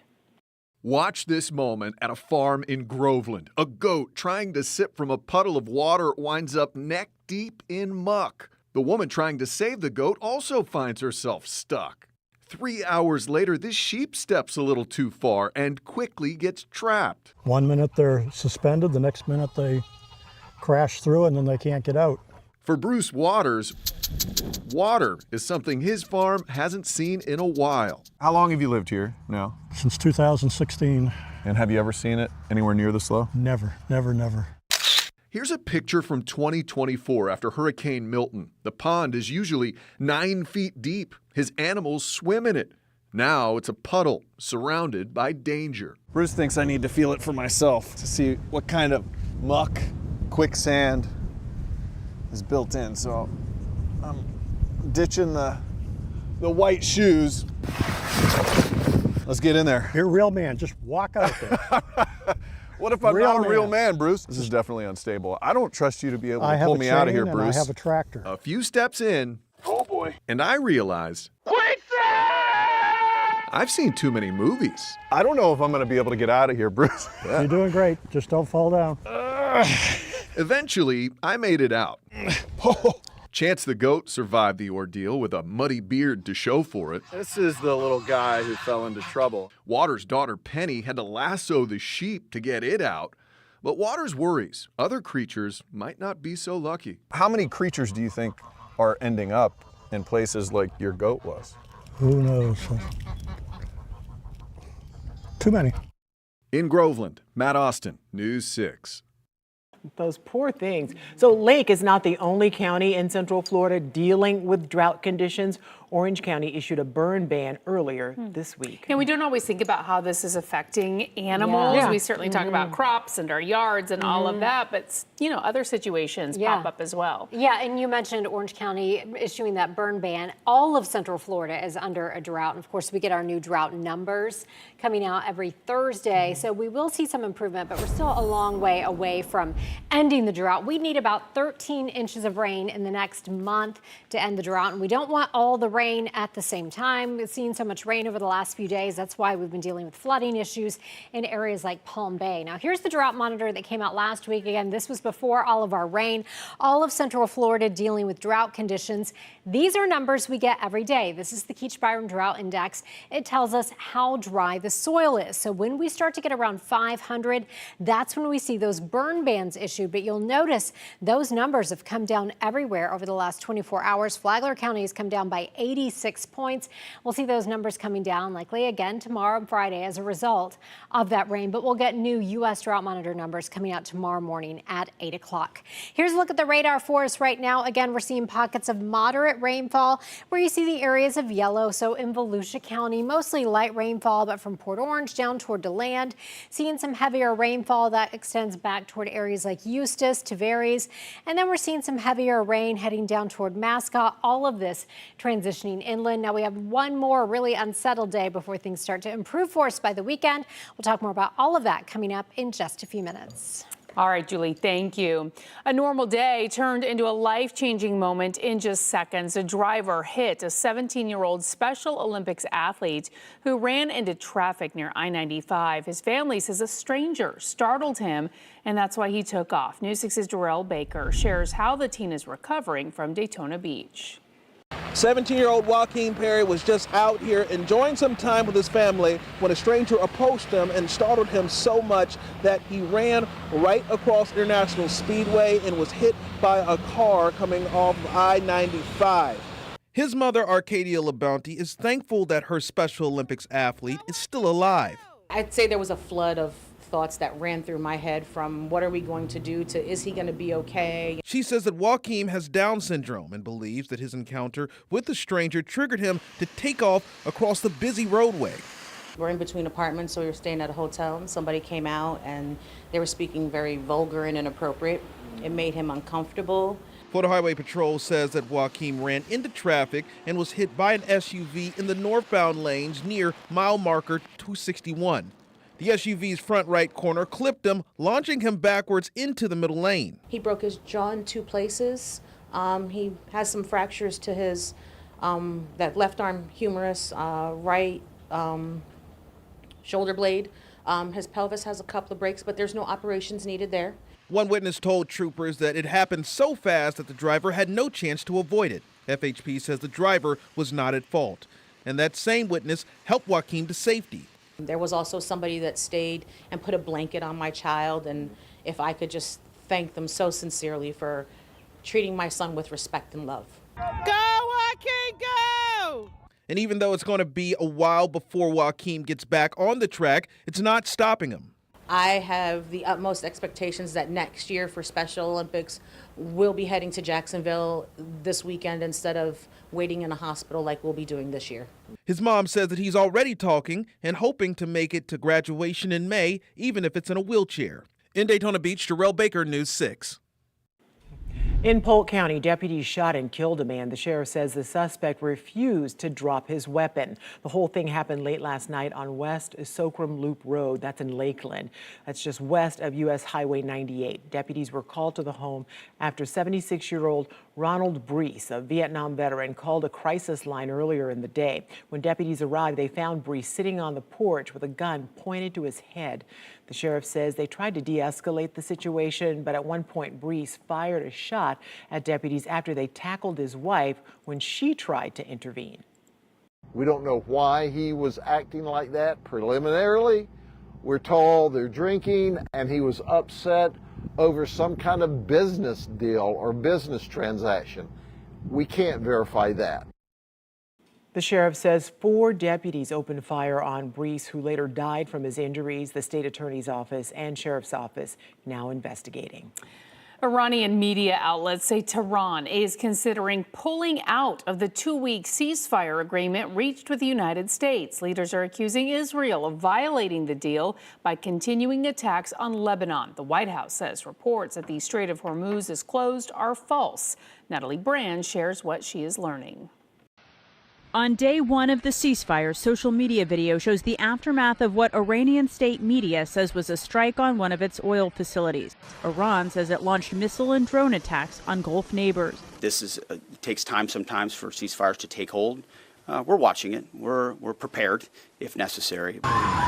Iran has accused Israel of violating the ceasefire over continued strikes on Hezbollah in Lebanon. The White House says Lebanon is not part of the deal, but Iran disagrees and says it suspended tanker traffic through the Strait of Hormuz. What they're saying publicly is different privately. We have seen an uptick of traffic in the Strait today, and I will reiterate the president's expectation and demand that the Strait of Hormuz is reopened immediately, quickly, and safely. The 2-week ceasefire starts the clock on the more intense talks with the hope of achieving a lasting peace. Pakistan has invited the U.S. and Iran to Islamabad later this week for further discussions. This is a fragile truce. The White House says Vice President J.D. Vance will travel to Islamabad to lead the U.S. team in those talks. I think if they negotiate in good faith, we will be able to find a deal. But that's a big if, and ultimately it's up to the Iranians how they negotiate. I hope they make the right decision. A key focus will be Iran's enriched uranium. The president said on Truth Social the U.S. will work with Iran to dig up and remove the deeply buried nuclear dust. Natalie Brand, CBS News, the White House. Now to a live look at stocks after the closing bell today. After news of that ceasefire broke last night, oil prices plunged below $95 a barrel and stock markets surged worldwide. Again, it all comes after President Trump pulled back from his threat of devastating attacks against Iran. The Dow soaring more than 1,300 points today. The S&P 500 leapt 2.5%. The NASDAQ rallied up 2.8% today. Leaders in Brevard County have decided they will deny tax breaks to any AI data centers planning to come to that area. We told you about this yesterday on News 6 at 4 o'clock. Right now, there are no plans to bring the data centers to the area, but if a company does decide to go there, last night leaders unanimously voted against offering any tax breaks to them. Some say they don't want a facility because it strains the power grid, water supply, and even causes pollution. Others say the benefits may outweigh the negative impacts. We have, all these launches going off in our backyard. Brevard County in general, it seems like this is the place to make progress. A lot of people candidly don't want it in their backyard, and we're all worried about the potential energy costs. The debate over AI data centers is happening in other parts of the country and the state. One of the largest data centers in the world is planned for an hour south of Brevard in St. Lucie County. Rising gas prices are hurting families already struggling to make ends meet. A Florida lawmaker is pushing for relief, though, but coming up, why the governor isn't budging. They say money's a crisis, but what about the kids who've been dying due to suicide? A key student support role could disappear from middle and high schools next year.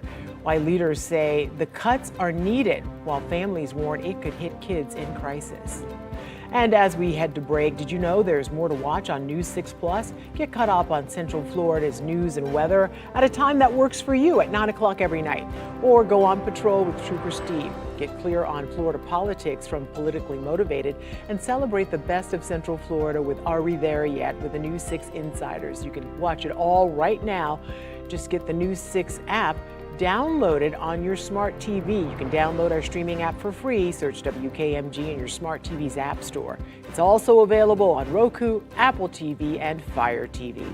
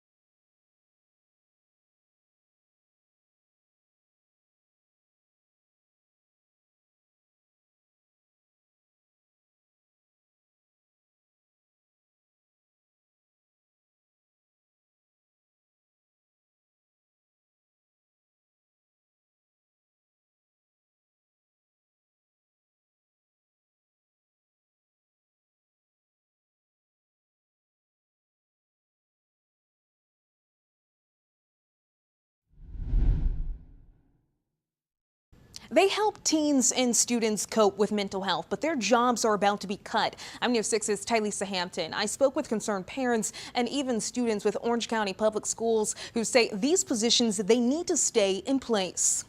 It's another axe set to swing around Orange County Public Schools. She has just been there for me during my lowest moments, and I don't know what I would do without her, honestly. Just last month, the district closed 7 schools due to declining enrollment. Now the same decline, along with budget struggles, is leading to the elimination of SAFE coordinator positions next year, an $8.2 million program. We are in a crisis. SAFE coordinators support students with mental health, substance abuse, and violence prevention. But the district says those duties will shift to counselors and social workers, calling the roles overlapping. We've looked everywhere to be able to save dollars, but the money is just not there.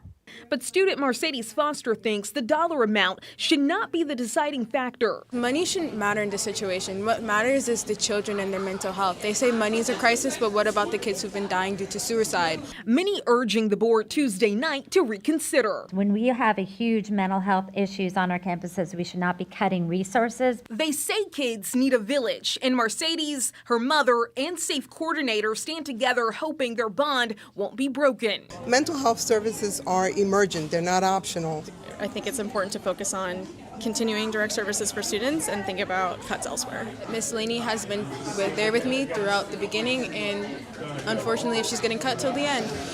And the superintendent says that those social workers and school counselors, they will have to fill that gap as the budget is tight. Reporting for News 6, I'm Tylisa Hampton. All right, I want to check in now with meteorologist Julie Broughton again. What a gloomy, really, Yeah. It feels like the whole week has been like this. I know Monday was pretty nice out there, but I mean, it's like we've moved to Seattle or something, Julie. Oh, my goodness. Wow. Little dramatic.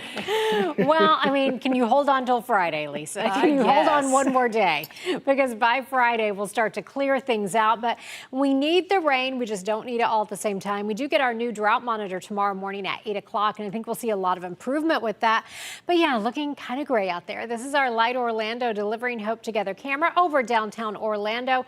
70 degrees right now. Winds are coming in out of the east-northeast at 17 miles per hour. But we've seen winds today gusting into the 40s. Here's a look at our current winds. Again, in Orlando right now, gusting to 30 miles per hour. Leesburg and Claremont, you are seeing wind gusts as well in the 30s. Mico, right now, your winds are gusting to 37 miles per hour and 41 mile per hour wind gusts right now in New Smyrna Beach. Here's a look at the water vapor imagery. It gives us a good idea as to what is happening in the mid and upper levels of the atmosphere when we're talking about moisture levels. So we have a front to our south, we have an area of high pressure to our north, and those two areas are interacting to bring us those strong winds from the northeast. And you can see we're starting to see slightly drier conditions in the mid and upper levels of the atmosphere, but still the atmosphere basically saturated, bringing us all of this light rain. You can see on the radar scanning out, showing we are talking about a lot of just light rain with some pockets of moderate rain mixed in. Let's start out with what's going on in southern Brevard County, where down toward just to the south of Mico, right along I-95, you were seeing some pockets of heavy rain right along the beach up towards Satellite Beach, heavy rain. And we always talk about the colors on the radar. So where you see the yellow, the reds, the oranges, that's where right on top of Bithlo right now, you're seeing some heavy rain that's moving up toward Alafaya. And as we take again another wide look at all of central Florida and loop the radar for you up through Flagler County, down toward Volusia County, back toward Marion County, Sumter, Northern Lake County, all dealing with some of that rain. And we could pick up another couple of inches of rain before all of this wraps up. Your clouds and rain forecast, again, with that persistent onshore flow, I think we'll see some showers overnight. And for your drive to work and school tomorrow, then rain chances may be a little bit lower for tomorrow, down to about 60%, but still we'll see some pockets of heavy rain. Then notice as we head into Friday, we start to see some holes in those clouds. So the sun will return, drier air builds in, and rain chances will drop to about 20 to 30%. Right now, DeLand, you're at 64. It is 70 in Cocoa Beach and 68 in Ocala. Your hour-by-hour forecast featuring Mr. Beetle. He lives in Kenansville down in Osceola County, so he keeps us updated with what's happening there. Mid-60s at 8 o'clock, still tracking those showers at 8 o'clock. Again, rain sticks around through the overnight hours. 7-day forecast, though, showing another gloomy day for our Thursday. We really begin to improve things this weekend, close to 80 degrees for our weekend days and dropping our rain chances back to around 10% or so as we head into next week. And by this time next week, we'll be back near 85. But for now, it is good catnapping weather for sure. All right, thank you, Julie. Now to a plan to cut your gas prices, but it could cost you somewhere else. The political fight over gas relief and the one option that could actually save drivers some money. That's next. Coming up on Thursday, breaking the bottleneck. One of the most congested stretches of highway in Central Florida is about to get an expansion. We're breaking down when your commute can get a little bit better, but what it's going to cost you. Plus, the rain is on the way out. Our team of meteorologists will tell you when the sun is back. Join us for News 6 Mornings starting at 6.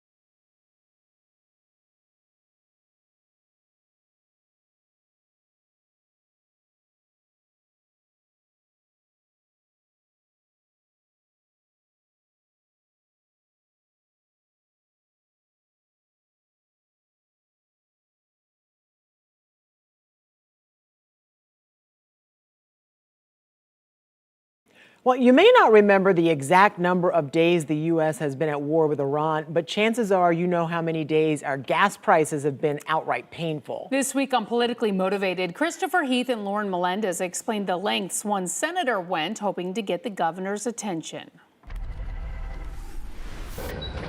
Gas is dreadfully high. We know because we've been shelling out the most cash per gallon since 2022 when Russia invaded Ukraine. Oh my God. But amid a new war between America and Iran, Democratic Senator Chevron Jones out of the Broward Palm Beach area says we simply can't afford to just do nothing.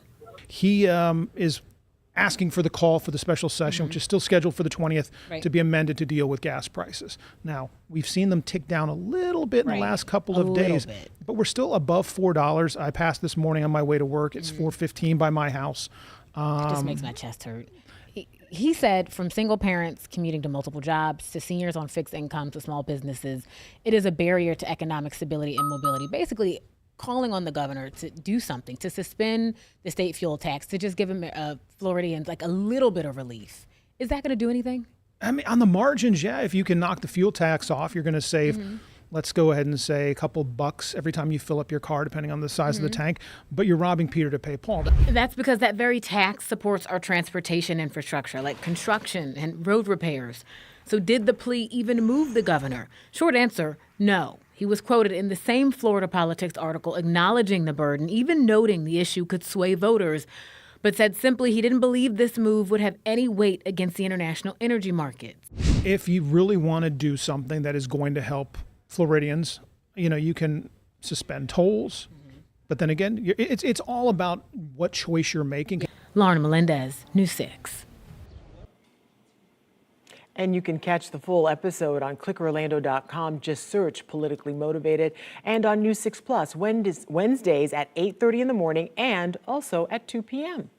News 6 at 5 is next. Anchor Matt Austin is in the newsroom with what's ahead. People were arrested for chalking the Crosswalk outside of the former Pulse nightclub, but months later, no charges and no clear answers. Coming up, why this case is stuck in limbo and the big question still unanswered tonight. And we're expecting an update in just minutes from NASA leaders on the plan for that Artemis 2 crew to return to Earth. The biggest concern, of course, is safety. Coming up, the timeline that is expected. And your forecast is only minutes away. Don't forget you can stream all of our newscasts and live cameras like this look at Daytona Beach for free anytime on News 6 Plus.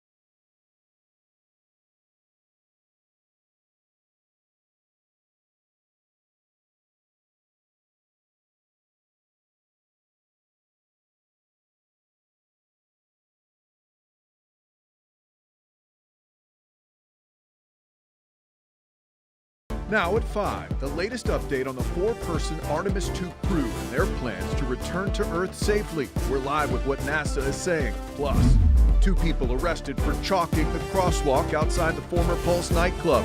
But months later, they still don't know if they'll ever be charged, why their cases are in limbo. And smoking may soon be off limits in Seminole County parks, but the ban leaves big questions about enforcement, what this could mean for families and park visitors. You're watching News 6 at 5. All right, now at 5, the coast is under the threat of heavy rain and dangerous beach conditions. A flood watch is in effect as Volusia and Brevard counties prepare to see repeated bands of rain as we take a live look at Daytona Beach. Just one of the coastal communities that could pick up several more inches of rain before this system moves on out. And it's not just rain, though, that we're watching. Rough surf and dangerous rip currents are also pounding the beaches. Meteorologist Jonathan Kagas joins us now. So, Jonathan, just how much more rain are we expecting? Yeah, some of us along the coast and just isolated areas could pick up another 2 to 3 inches of rain through the overnight and then through the second half of tomorrow. Right now, there's nothing too terribly heavy. It's been that kind of fine mist, some light to moderate rain moving through Daytona Beach and around Palm Coast, just south of us there through Bunnell. Couple of, relatively speaking anyway, heavier downpours moving through Apopka towards Coleman, Lake Panasoffkee as well. And then that steady stream of the downpours that Lisa mentioned coming in off of the Atlantic. That is what continues to keep the flood watch in play until 10 o'clock tonight. And it's all because of this breeze. It's been gusty all day. It's been gusty since yesterday. 34-mile-per-hour gust just clocked in Micco. 26-mile-per-hour gust in Kissimmee right now. We'll send things back over to Lisa and Matt. We'll talk much more about this coming up in a few minutes. Jonathan, thank you. Right now, NASA leaders are set to give an update on the return of the Artemis 2 mission. That is about to happen any second now. Yeah, let's go ahead and listen in as they give us that update on the return of the crew. They are Lakeisha Hawkins, Deputy for Artemis, Rick Henfling, Entry Flight Director for the mission, Debbie Korth, Orion Deputy Program Manager, and joining us by phone from the USS John P. Murtha, Lily Villarreal, the Artemis Landing and Recovery Director. We'll have some opening remarks as usual, and then we'll get into questions, and we'll start with Lakeisha. Thank you. And thank you for your continued interest in our mission and in Artemis. So we're into flight day 8, and the mission continues to go well as the crew prepares to transition back to Earth, and we get ready for entry day. After an exciting day of science on Monday and a day for the crew to recover and then achieve some other flight objectives yesterday, the team is turning our attention to the return and getting the crew safely home. Now, because this is a development flight, we are thinking about what we can still learn in the remaining days to better understand the systems and to inform future missions. And we're still getting a lot of imagery down from the spacecraft and from the crew. And I wanted to share a couple of the imagery highlights today. The crew was able to send down a group photo, and it's great to see them doing so well and in such great spirits. And I'm happy to see Rise there front and center with the team. We can't wait to welcome those smiling faces home. Now, the crew also took an image yesterday of the Milky Way, which is stunning. And free from atmospheric interference, the crew could see the glowing ribbon of stars and filaments, a clear view of our home galaxy. So I also wanted to highlight a few additional things that we're learning through this test that are directly feeding forward to our next missions, including Artemis 3. Now, in the area of science, in addition to the lunar science activities that we saw on Monday, our other science and payload activities continue to progress as planned. At the Marshall Space Flight Center in Huntsville, Alabama, our Payload and Mission Operations Division is operating our Avatar, or also the immune biomarkers experiment, as well as the standard measure activities.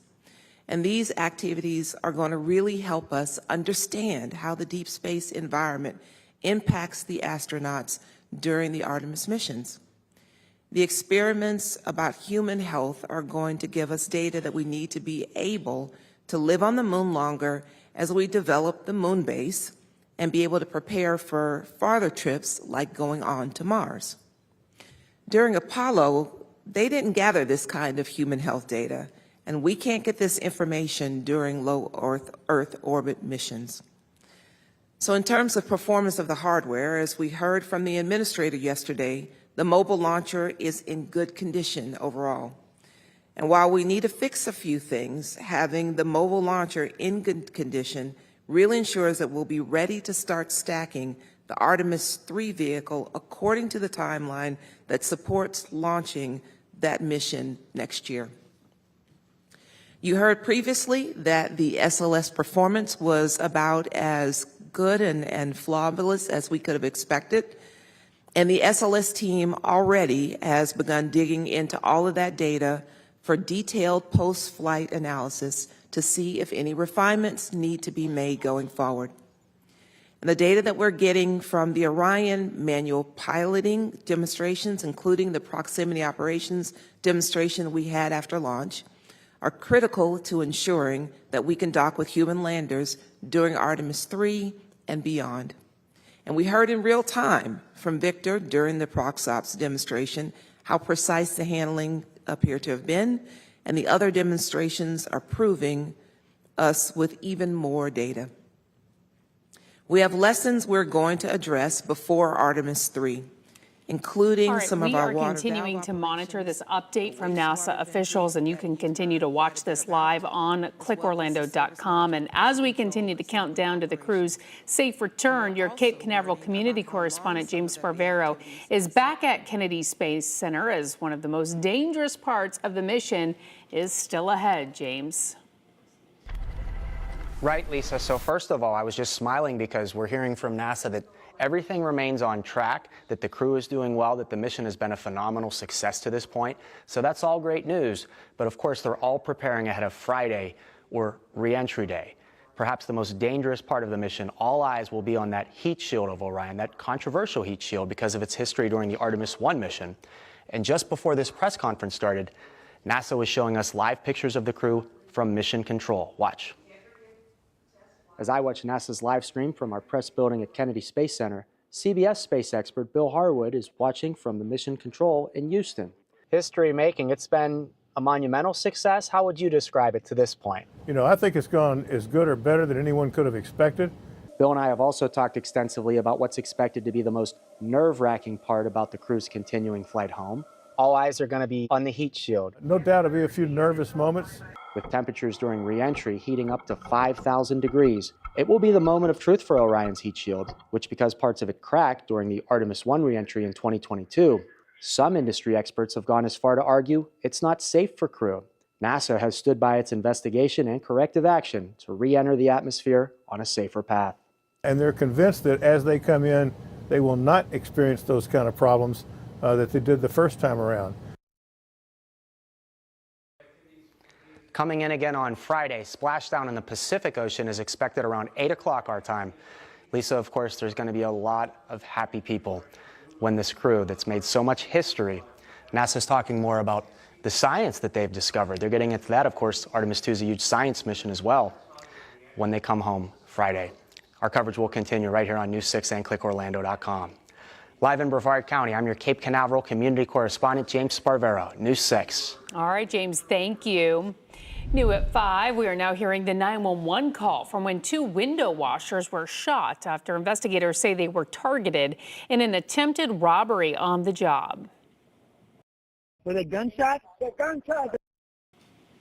That was the call from when the 2 victims were working at a job site on Overlook Road at the end of March. Winter Park police say Leonzo Calloway and James Robinson were trying to steal tools at the time and started shooting when they were confronted by the victims. The suspects led police on a chase that finally ended in Lake Mary. Meantime, the victims were taken to the hospital. Both Calloway and Robinson remain in the Seminole County Jail on no bond. We have reached out to the owner of the installation company for an update on the 2 men who were hurt. As of now, we have not heard back. Well, here's a question for you. Is covering the crosswalk with chalk a crime? That's what a local defense attorney is trying to figure out. He represents two people who were arrested for doing just that. But several months have passed and the state attorney's office has still not filed formal charges. Your Orlando community correspondent, Mike Valenti, talked to that lawyer and spoke to the state attorney's office. He explains what's going on. So in this story, we've got two people who were arrested for covering this crosswalk in chalk, one in August and one in November, but neither person has been formally charged. The state attorney's office is saying we need more time, and the defendant's attorney is wondering why. It does surprise me that it's taken this long. Joshua Sinclair would like some answers. This case doesn't seem particularly complicated fact-wise. Where do we stand in this case? Right now, the case is kind of in limbo. Limbo meaning James Houchins and Mary Jane East still have open criminal mischief cases against them, while not knowing if they're going to be prosecuted for them. It definitely can affect your ability to find work and get a job. You remember last year, people were chalking the crosswalk to protest FDOT's removal of the crosswalk's rainbow colors. And since their arrests, Houchins and East both say they've resumed covering the crosswalk in chalk with no repercussions from law enforcement. And that has them wondering, is this still considered a crime? It's not really clear to me what law enforcement's position is. Sinclair says Orlando police told him the question on chalking the crosswalk had to be answered by FHP, while FHP told him this is OPD's jurisdiction. What's your understanding of whose jurisdiction is this? I don't know. OPD told us they're not commenting for the story, and FHP has not gotten back to us. Neither has FDOT. The state attorney's office told us in part the decision to file charges is still under review.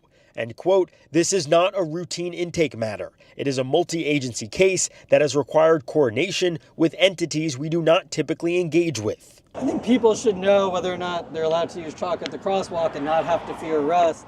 I'm your Orlando community correspondent, Mike Valenti, News 6.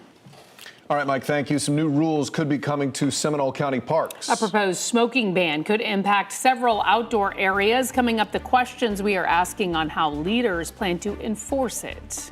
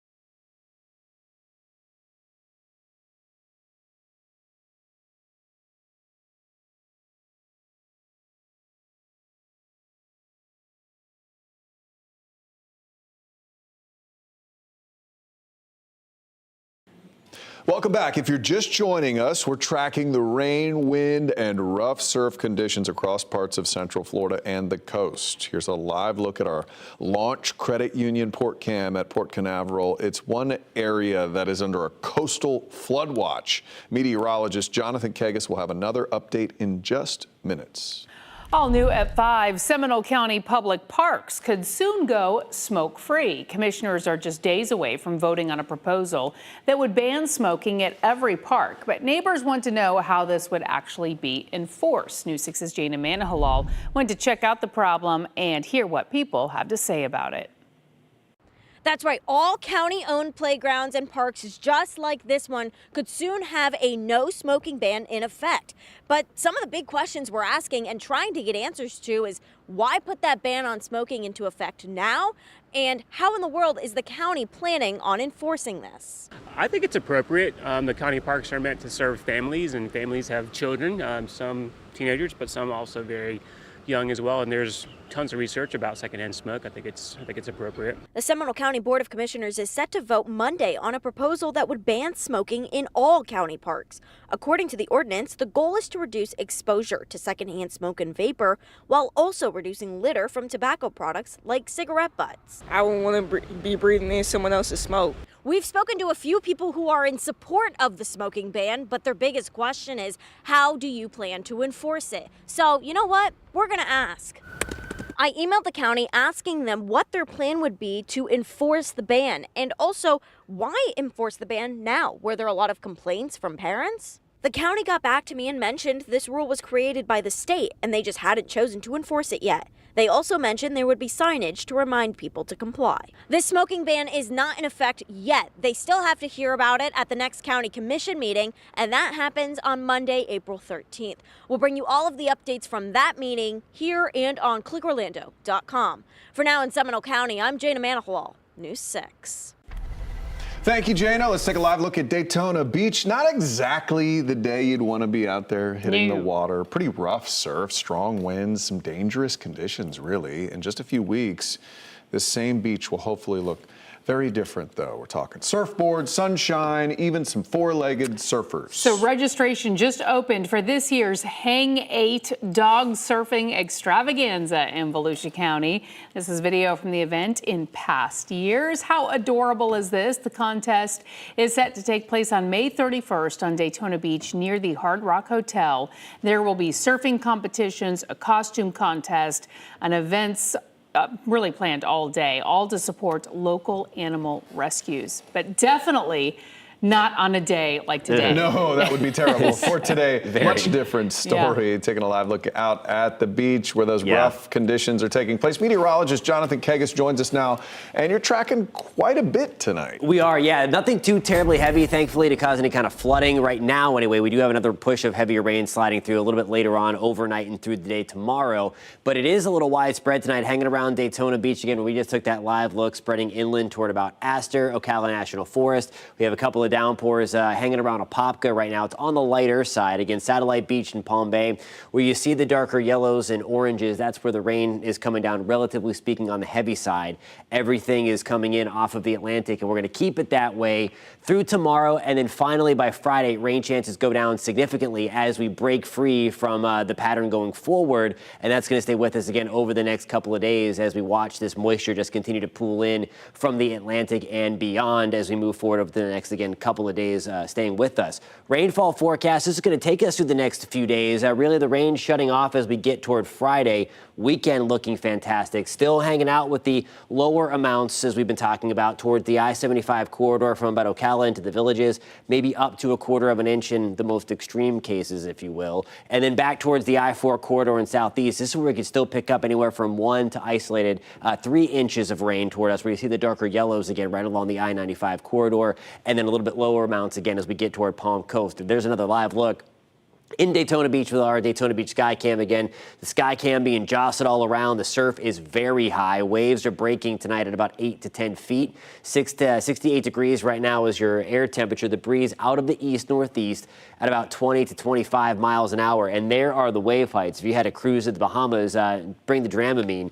10 to 15 foot waves, again, just out to sea. And again, the waves are breaking at about 8 to 10 feet right at the shoreline. And we're going to keep it that way again over the next couple of days. Because of this, the wind is going to stay cranked up. They're the gusts again going toward 11 o'clock tonight, still right on into the shoreline. It goes without saying the rip current risk is very high as well if you're planning on getting into that water. Not recommended, of course. There's 8 o'clock on your Thursday evening, tomorrow evening, still gusty, but finally the winds start to back off just a little bit. We're at 68 in Mount Dora. Good evening in the Villages. We are at 64. Kissimmee, we are checking in at 71 degrees. Tomorrow morning, pretty much the same start. Mid-60s, doing a little bit of dodging with some of those heavier downpours sliding through along the coast. High temperatures tomorrow back to the mid-70s. Rain chances are still elevated at about 60% tomorrow, and then we start to see those rain chances finally come down with just a few stray showers lingering near the coast. Warmer as a result of some breaks in the clouds as well by Friday.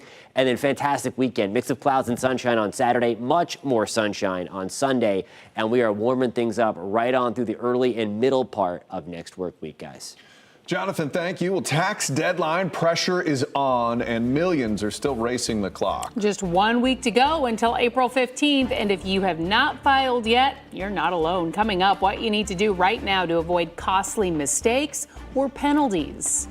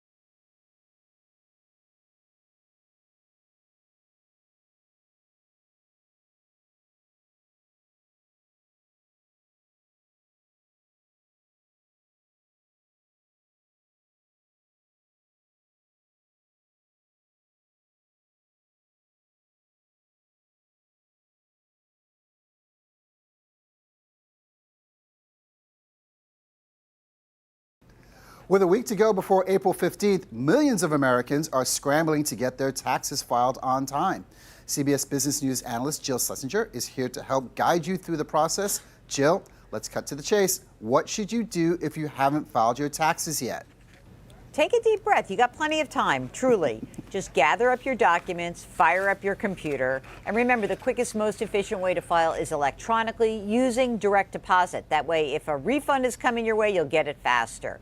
To reduce errors, double check your Social Security numbers, choose the correct filing status, calculate and claim all those very juicy deductions and credits, put brackets around negative numbers, and of course, do not forget to sign and date your return. And Jill, what if you just can't get it done? How do you file for an extension? You are not alone, don't worry. If you can't get your act together by April 15th and you're using IRS Free File, you'll literally check a box. Otherwise, you can use Form 4868. Now, the thing with an extension is I think it confuses people because you do have an extra 6 months to file until October 15th, but an extension is not an extension to pay. You've got to estimate and pay any of the taxes you think you owe by April 15th to avoid potential penalties and interest. Also, if you do file for an extension, the deadline to make those 2025 IRA and Roth IRA contributions, that is still April 15th. And Jill, if you owe the IRS money but you can't afford to pay, do you have options? Absolutely. The IRS has a short-term payment plan. It's an extra 180 days to pay. There are long-term plans that establish a monthly amount that you can pay. This can last up to 5 or 6 years. Now, the IRS does allow payment with a credit card. Just avoid that, gang. I mean, plastic is so expensive because of the fees associated with paying that bill. And of course, there is the risk that if you use a credit card and you don't pay off that balance quickly, then you are paying high credit card interest rates in the future. So no plastic, yes to the short or long-term payment plans through the IRS. Great advice, Jill. Thank you so much. You can see Jill regularly on CBS Mornings and the CBS Evening News. For more analysis, go to JillOnMoney.com. With the postseason starting next week, the Orlando Magic need, emphasis on need, a win tonight to keep their hopes alive. Coming up, what's at stake in these final games as the team prepares to host its final home game in the regular season? And later, what made Matt decide to walk straight into all of that muck? Coming up, a hidden danger lurking in Central Florida's drought and how local farmers are reacting.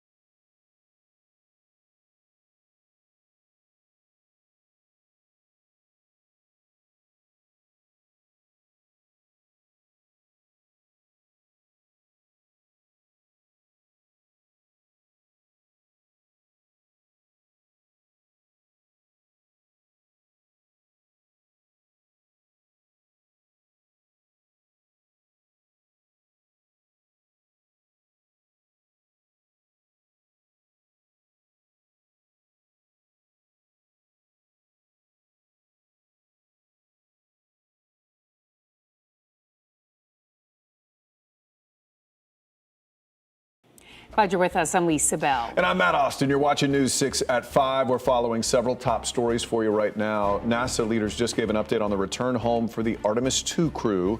Splashdown in the Pacific Ocean is expected Friday night around 8 o'clock. Leaders say getting the crew home safely is their biggest priority. We are looking at video and a different angle of the moment a train clipped a school bus in Sumter County last week.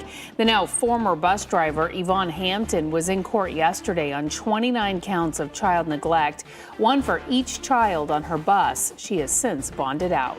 A local defense attorney is trying to figure out if covering the crosswalk outside of the former Pulse nightclub with chalk is a crime. He represents 2 people arrested last year for doing just that.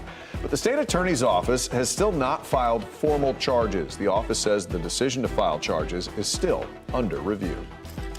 Coastal communities in Volusia and Brevard counties are bracing for repeated bands of rain. These counties are on a flood watch right now, but it's not just the rain. Gusty winds are impacting surf conditions as we take a live look at our Daytona Beach sky cam, where dangerous rip currents and hazardous conditions are expected to stick around through tomorrow. Meteorologist Jonathan Kagas joining us now. It really just looks ugly out there right now. It does. We could use it, though. Again, so far, everything has been relatively good. No major reports of any flooding as we watch these kind of bands of rain slide through. As we're taking a look at the radar, again, everything's streaming in from the Atlantic, moving inland. We have more scattered downpours. Relatively speaking, a little heavier, hanging around Zellwood, Tangerine through Apopka right now. Most of that has pushed to the west of the Orlando metro area. And then the heaviest rain on the radar, again, all relative, but it is coming down at a pretty good clip around Satellite Beach, Melbourne, hanging around Palm Bay as well, especially on the north side of town as everything kind of pushes through. We'll see another round of rain come through tonight, and then one more push during the day tomorrow. I'm tracking exactly what time that slides through for your plans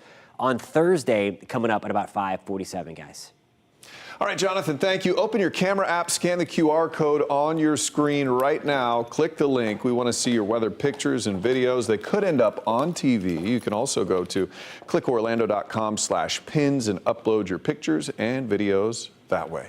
A normal day turned into a life-changing moment in just seconds. A 17-year-old Special Olympics athlete hit by a car after running into traffic near I-95 is now fighting to recover. Tonight, it's a story of survival and the strangers who stepped in to help. News 6's Jarrell Baker spoke to the family and their efforts to deal with what happened. 17-year-old Joaquin Perry was just out here enjoying some time with his family when a stranger approached him and startled him so much that he ran right across International Speedway and was hit by a car coming off I-95. His mother, Arcadia LaBounty, is thankful that her Special Olympics athlete is still alive. I'd say there was a flood of thoughts that ran through my head, from what are we going to do to is he going to be okay? She says that Joaquin has Down syndrome and believes that his encounter with the stranger triggered him to take off across the busy roadway. We're in between apartments, so we were staying at a hotel, and somebody came out and they were speaking very vulgar and inappropriate. It made him uncomfortable. Florida Highway Patrol says that Joaquin ran into traffic and was hit by an SUV in the northbound lanes near mile marker 261. The SUV's front right corner clipped him, launching him backwards into the middle lane. He broke his jaw in 2 places. He has some fractures to his that left arm humerus, right shoulder blade. His pelvis has a couple of breaks, but there's no operations needed there. One witness told troopers that it happened so fast that the driver had no chance to avoid it. FHP says the driver was not at fault. And that same witness helped Joaquin to safety.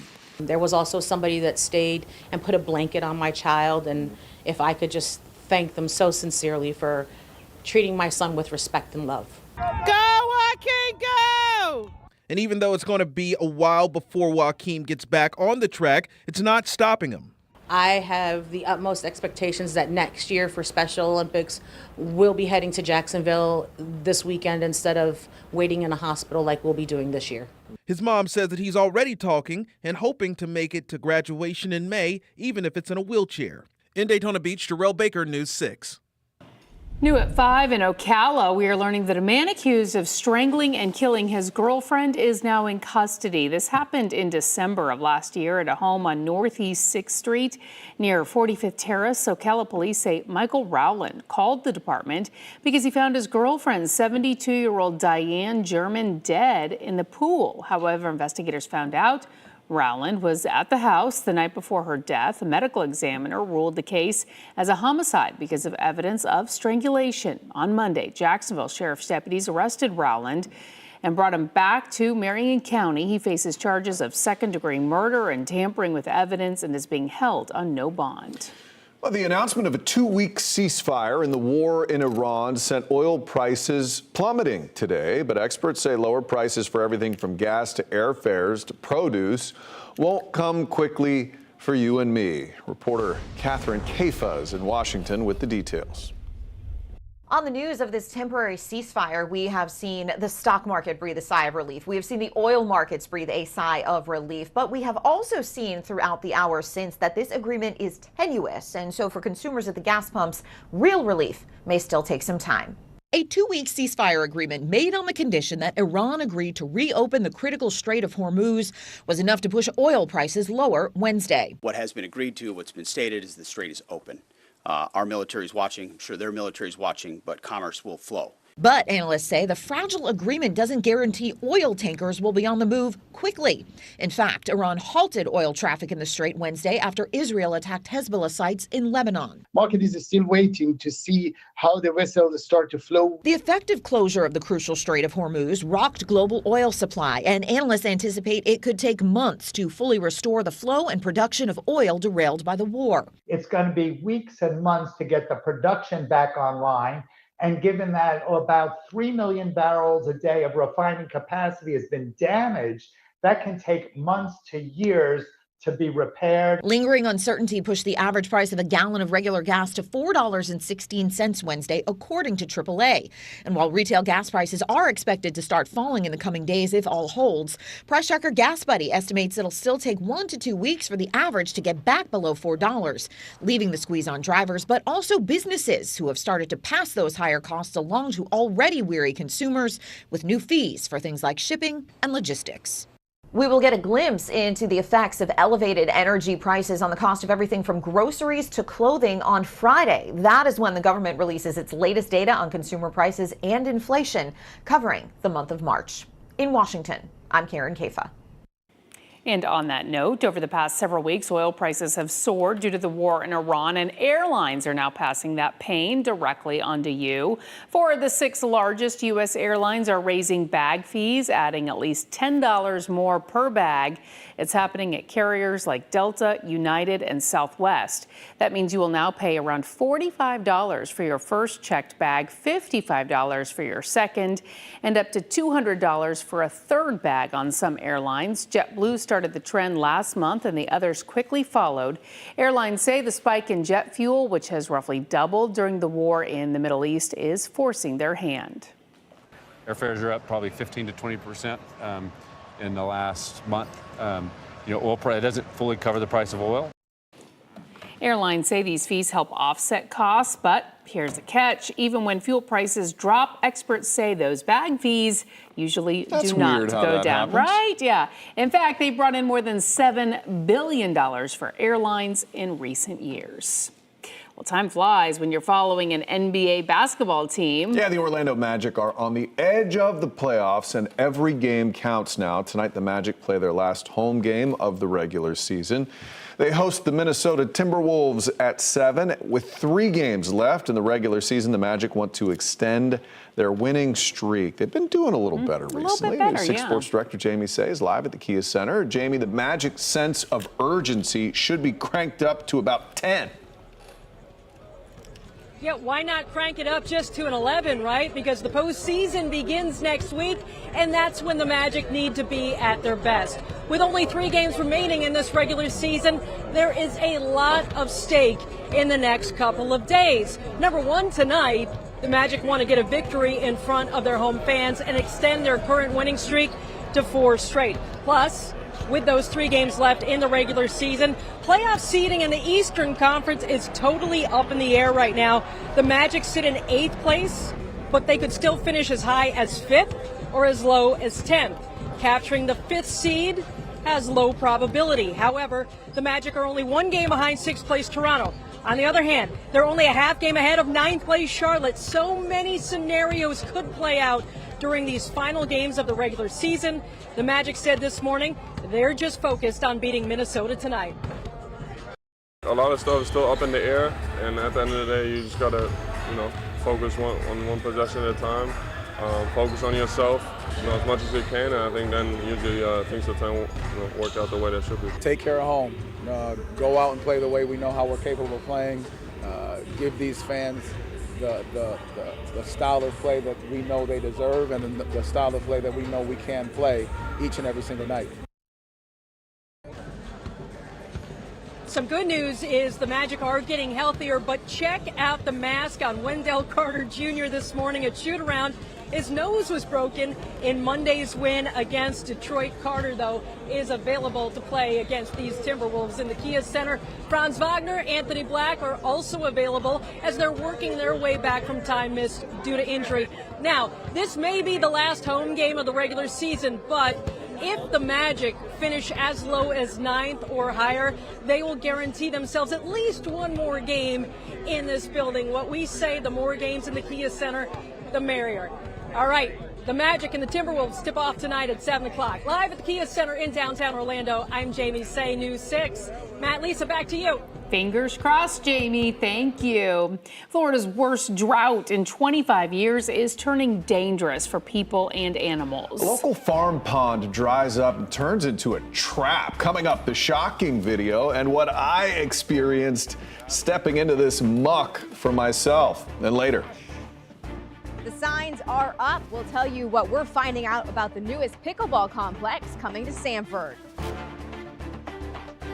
This portion of the news is sponsored by Shark Coatings.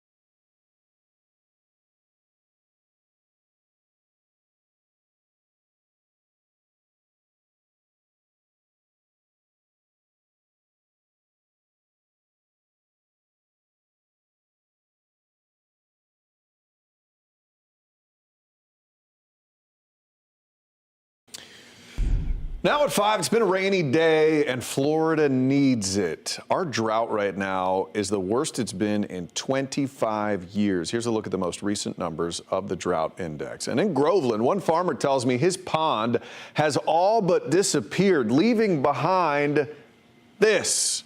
muck, almost like quicksand. He says it's so bad his animals are getting trapped, with some of them nearly dying just trying to get a drink of water. So I went out there to see for myself how unstable and how scary it really is. Watch this moment at a farm in Groveland. A goat trying to sip from a puddle of water winds up neck deep in muck. The woman trying to save the goat also finds herself stuck. 3 hours later, this sheep steps a little too far and quickly gets trapped. 1 minute they're suspended, the next minute they crash through and then they can't get out. For Bruce Waters, water is something his farm hasn't seen in a while. How long have you lived here now? Since 2016. And have you ever seen it anywhere near this low? Never, never, never. Here's a picture from 2024 after Hurricane Milton. The pond is usually 9 feet deep. His animals swim in it. Now it's a puddle surrounded by danger. Bruce thinks I need to feel it for myself to see what kind of muck, quicksand is built in. So I'm ditching the white shoes. Let's get in there. You're a real man, just walk out there.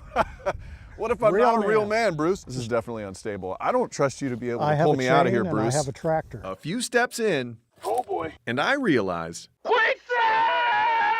I've seen too many movies. I don't know if I'm going to be able to get out of here, Bruce. You're doing great. Just don't fall down. Eventually, I made it out. Chance the goat survived the ordeal with a muddy beard to show for it. This is the little guy who fell into trouble. Waters' daughter Penny had to lasso the sheep to get it out. But Waters worries other creatures might not be so lucky. How many creatures do you think are ending up in places like your goat was? Who knows? Too many.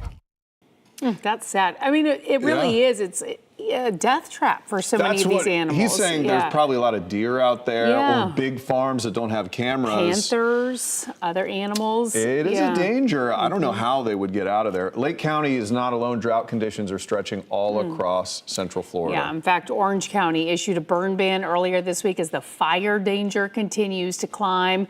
But here's the twist. All this rain we are seeing right now will not fully fix the problem as we take a live look at the roads outside right now. This is along Ormond Beach where the rain is coming down. But in most Central Florida areas, the rain is just running off, not soaking in, which is what we need. Yeah, we need somewhere around 13, 15 inches this month to get us back out of drought conditions. Let's get you over to meteorologist Jonathan Kegas. Yeah, how much consistent rain? You have the real numbers. Right. Would we need to end the drought? Yeah, and it's about that over a month. It'd be more like 20-some inches over the next 3 months, which is going to be more likely, of course, as we transition back into the wet season by hopefully the end of May and early June. And then we get the repeated rounds of rain to continue to soak up the ground, and the ground loves that stuff. It'll drink it right up, and then we're going to bust this drought. Some improvements. Lake County, where Matt was, this is the Keach-Byram Drought Index, by the way. 500 for perspective is when counties start issuing burn bans. We want to stay way below that 500 number. We were, before the rain started in Brevard, above that number, but we have taken a bite out of that, at least from the daily drought number, again, which really talks about the amount of moisture in the soil. Again, the lower number, the more moisture there is, and certainly we're still elevated, but we shaved off another 76 points in Brevard yesterday, 86 points in Flagler County. So there likely will be some improvements on the map that Matt showed you just before his story when we get that official map again tomorrow. But as Lisa mentioned, we are not going to bust the drought just with this. We're going to need the repeated rain in the ground to soak that up. We do have some nice, gentle rain sliding through parts of southern Volusia County, most of Seminole County, closer to Lake Mary into Sanford now. Zellwood through Tangerine, we have the darker yellows showing up there. Again, that's where we are watching some of the relatively speaking heavier stuff slide through. And then a few more scattered light showers through parts of Marion County into Sumter County, where we desperately need it as well. Again, you can track these showers and downpours alongside me tonight, or if you're heading out this evening, by downloading the free News 6 weather app. Still more of those downpours streaming on shore right along the Space Coast tonight. They're 6 to 7 o'clock. I think Future Radar doing a nice job. 9 to 10 o'clock this evening, a few more straight downpours in the mix. I think tomorrow starts off a lot like today. They're 6 to 7 o'clock again on your Thursday morning. A few more scattered downpours trying to push on shore. And maybe a few rogue rumbles of thunder as well. That's going to be through about lunchtime tomorrow. That's kind of the last big push of moisture we have. There's 8 o'clock tomorrow evening. Still a few lingering downpours sliding in off of the Atlantic, but by and large, that's kind of the end of the repeated rain coming through. Palm Coast, over the last 24 hours, we picked up nearly 2 inches of rain. This is just over the past 24 hours now. Apopka coming in with about 1/4 of an inch, especially on the north side of town where the report came from. Webster only 1/10 of an inch. Oak Hill 3/100 of an inch. So it all depends upon location, certainly with the heavier stuff closer to the coast. That is a live look in downtown Orlando with our Light Orlando delivering Hope Skycam. We have air temperatures into the low 70s right now. Now here's a look at your forecast. Your forecast is sponsored by Advent Health. Temperatures tomorrow afternoon back into the low to mid 70s, a touch warmer. Rain chance is still elevated at 60%. We're going to continue to keep temperatures warming up after that. 20% shot for a few showers on Friday. There we go back to the upper 70s, pushing 80 on Saturday weekend. That's the payoff, guys. Looking fantastic after a couple of dreary and soggy days. All right, Jonathan, thank you. Well, the pickleball boom is hitting Seminole County. Coming up, a new complex is taking over a familiar spot in Sanford, and we have an exclusive first look inside.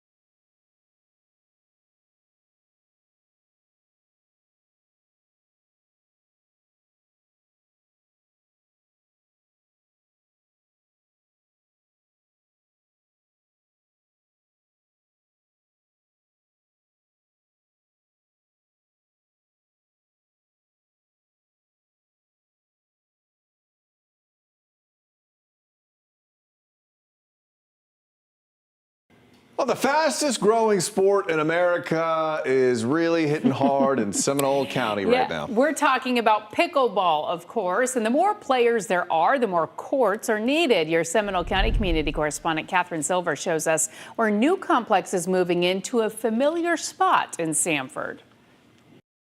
The popularity of pickleball is here to stay, and soon you'll be able to take your game indoors here in Seminole County. This is where a new pickleball complex is coming soon. You may recognize this spot. It used to be home to Joann's Fabrics before the store closed in this shopping center near the Seminole Town Center Mall. Through the doors Wednesday, we saw work already underway. We also saw the name Diadem. I gave the company a call. The owner of this franchise location tells me when they're finished, there will be 11 courts and they plan to open in August. Our new 6 cameras have given you a glimpse at the game before in similar facilities, like this one, the Pickler in Apopka. So this is recording all the time. Smart courts with cameras, instant replays, and even pickleball simulators will also be part of Sanford's Diadem Pickleball Complex. The DPC will be state-of-the-art. Would you try an indoor facility? Yeah, we have one near here. In Louisiana. In Louisiana, and it's fun. Have you played before? I've only played once, and I'm still learning the basics, so I'm looking forward to any opportunities that are going to be nearby where I can play. We met people on Wednesday who say the hobby is a hit. I just think it's just a sport that everybody can enjoy. In Sanford, Catherine Silver, News 6. Ginger Gadsden is in the newsroom with what we are working on for News 6 at 6. Yeah, Lisa and Matt, while history has already been made in space, NASA leaders are staying focused on the most important part of this trip, getting home. Coming up, we're looking at the update from NASA as astronauts get ready to land back here on Earth on Friday. I'm Molly Reed. Coming up, we're going to take a look at the ocean conditions and tell you why Volusia County beach officials say you need to be staying away from the water and the beach for now. And this is a live look over downtown Orlando from our Light Orlando Delivering Hope camera. You're watching News 6. We'll be right back.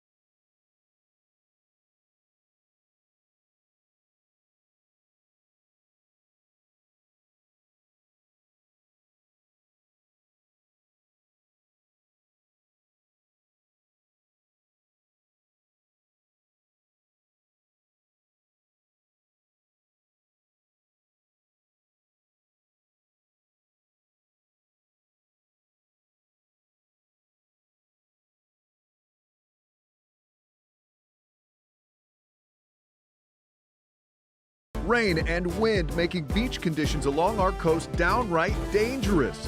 Well, what that heavy surf is doing right now, it's knocking holes into the sandbar, and that's going to create rip currents. The urgent warning from Volusia County leaders. Plus, neighbors asking for clarity. Is using chalk on crosswalks a crime in Florida? They should have a clear answer on whether or not they're allowed to use chalk at the crosswalk. The case is still in limbo after arrests in the fall. A week after the launch that sent them around the moon farther into space than any crew before, Artemis 2 is closing back in on planet Earth.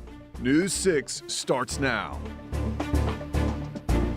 It's another soggy weather day for us here in Central Florida. Rain falling for a third straight day, which is what we need. Yeah, but gusty winds are also playing a big part in the forecast tonight, and you can see on your screen right now how strong it is at times along our coast.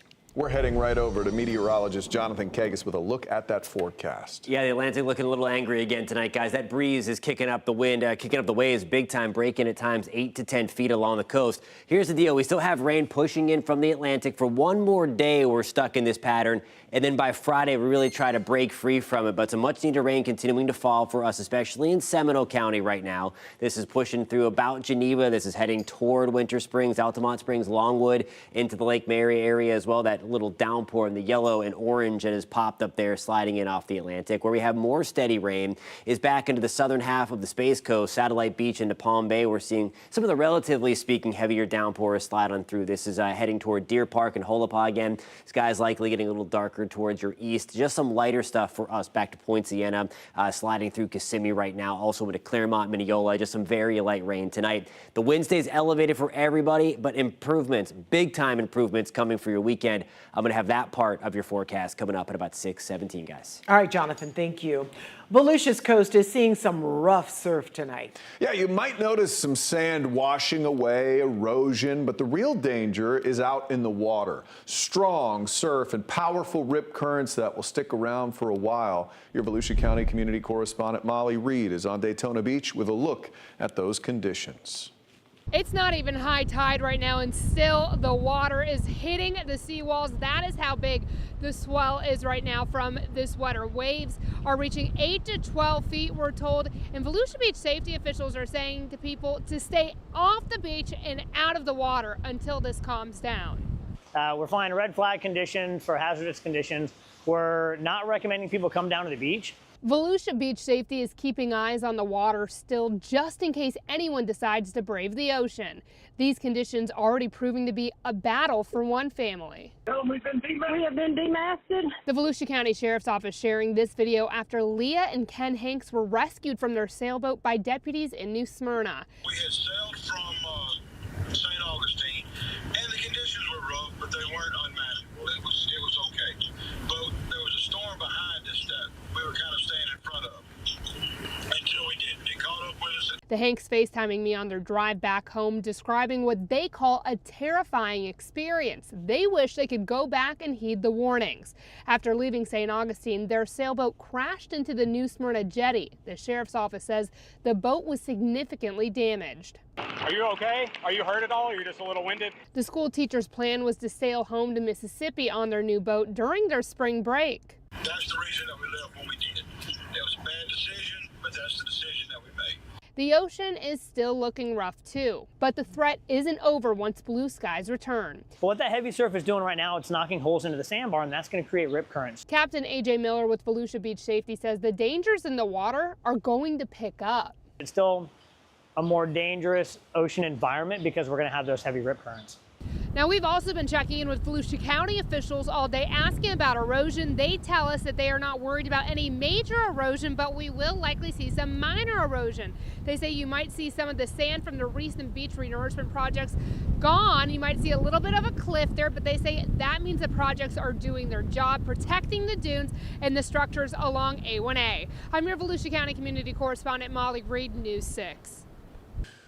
New at 6 now, man is facing charges for what happened in the moments before his car ended up like this, upside down in a Merritt Island canal. The Brevard Sheriff's Office says deputies responded to a KFC parking lot Monday on a report of a man beating on a woman in the passenger seat of this car.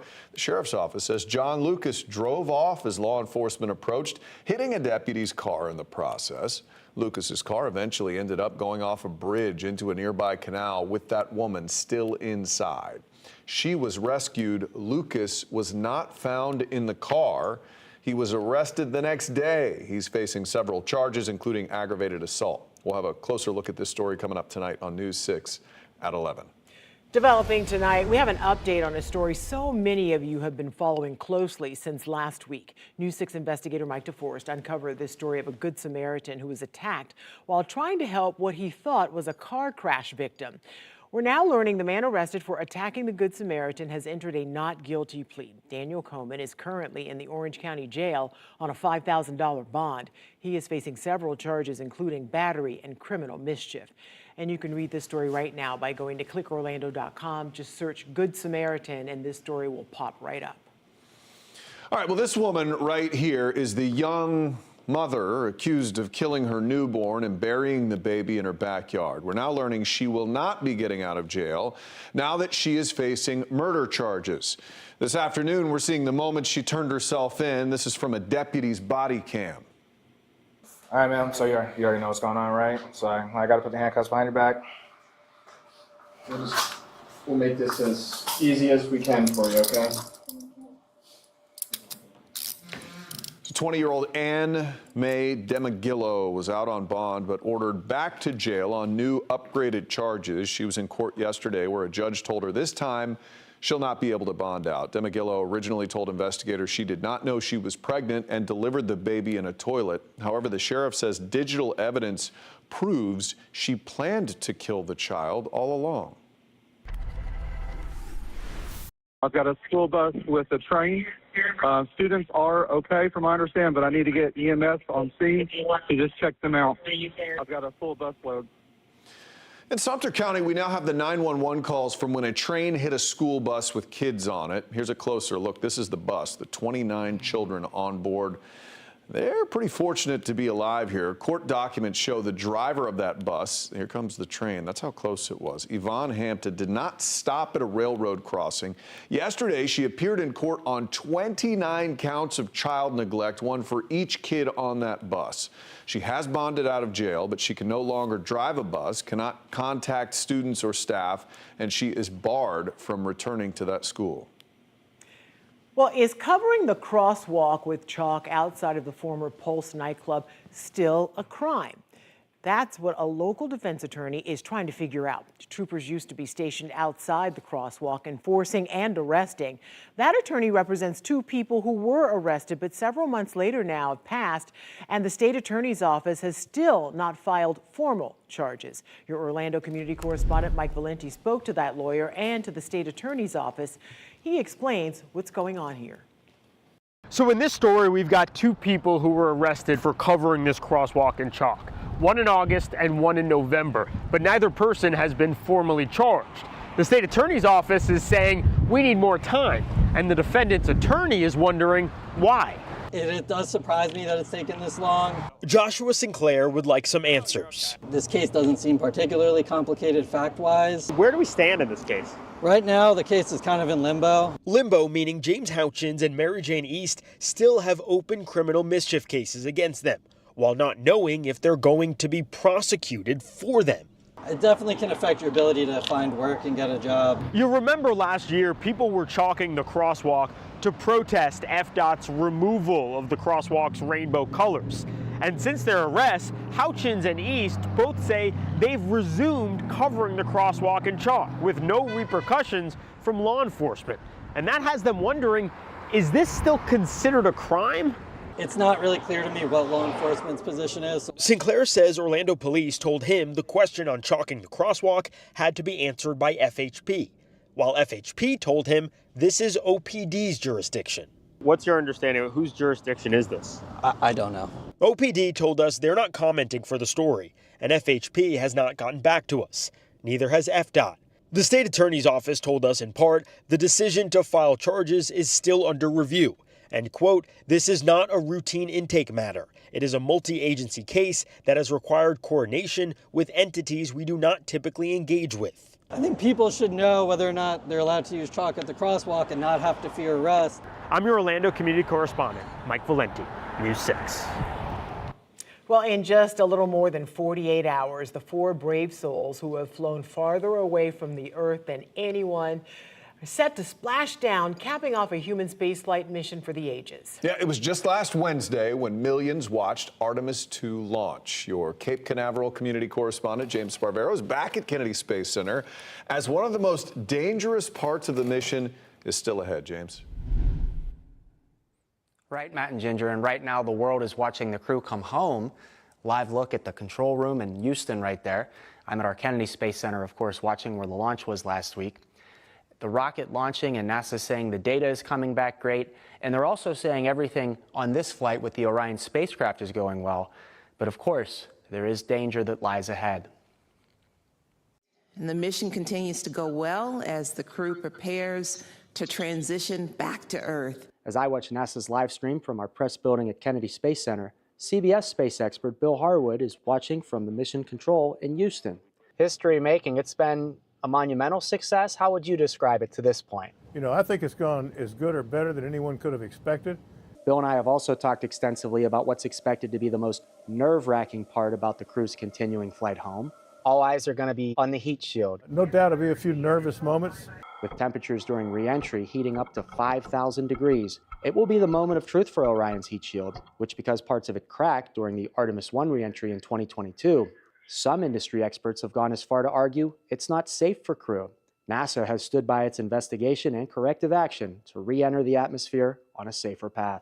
And they're convinced that as they come in, they will not experience those kind of problems that they did the first time around. The team is turning our attention to the return and getting the crew safely home. Safely home. Friday night now, 8 o'clock around our time, in the Pacific Ocean, so you won't see anything around here. But of course, Matt and Ginger, all eyes are going to be on that moment when they re-enter the atmosphere. There will be 6 minutes where the crew loses communication with Houston, but after 13 minutes in total, they will safely splash down and be home. Live in Brevard County, I'm our Cape Canaveral community correspondent, James Sparvero, News 6. We'll be watching, James. Thank you. Well, the fastest growing sport in America could be getting even more popular in Central Florida. Yeah, we've told you many times before about the pickleball complexes taking off in spots like Apopka. Well, coming up, we're going to show you where another could be opening this summer in Seminole County.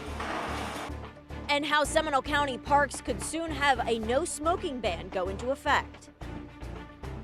Hey, I'm Tony DeCopo. Here's what we're working on tonight ahead of the CBS Evening News. What's going on with this ceasefire? Iran declaring victory, the White House saying they've won from their perspective, and what's actually in it and what's happening on the ground. These are all very big questions with competing narratives. We're sorting through all of it, that ahead on the CBS Evening News. Also, prices. They were going up because of that pinch point in the Strait of Hormuz. Is it open? How soon could prices fall? We'll have the absolute latest ahead on the CBS Evening News. This portion of the news is sponsored by Advent Health.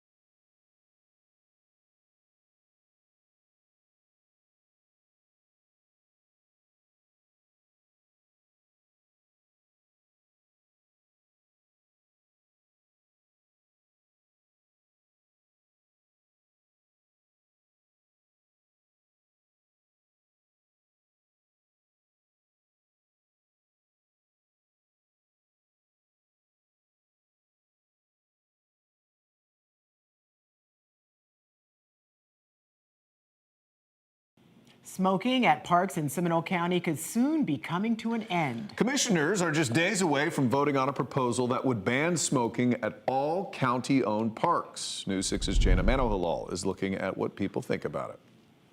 That's right. All county-owned playgrounds and parks, just like this one, could soon have a no smoking ban in effect. But some of the big questions we're asking and trying to get answers to is why put that ban on smoking into effect now? And how in the world is the county planning on enforcing this? I think it's appropriate. The county parks are meant to serve families, and families have children, some teenagers, but some also very young as well, and there's tons of research about secondhand smoke. I think it's appropriate. The Seminole County Board of Commissioners is set to vote Monday on a proposal that would ban smoking in all county parks. According to the ordinance, the goal is to reduce exposure to secondhand smoke and vapor while also reducing litter from tobacco products like cigarette butts. I wouldn't want to be breathing in someone else's smoke. We've spoken to a few people who are in support of the smoking ban, but their biggest question is, how do you plan to enforce it? So, you know what? We're going to ask.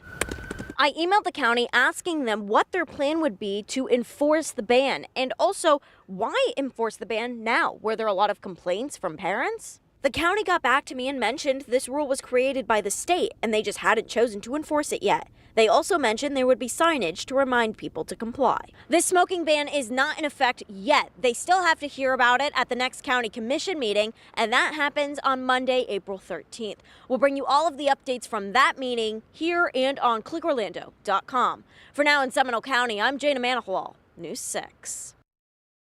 Also in Seminole County, there is a growing effort to make sure neighbors can enjoy a sport booming in popularity.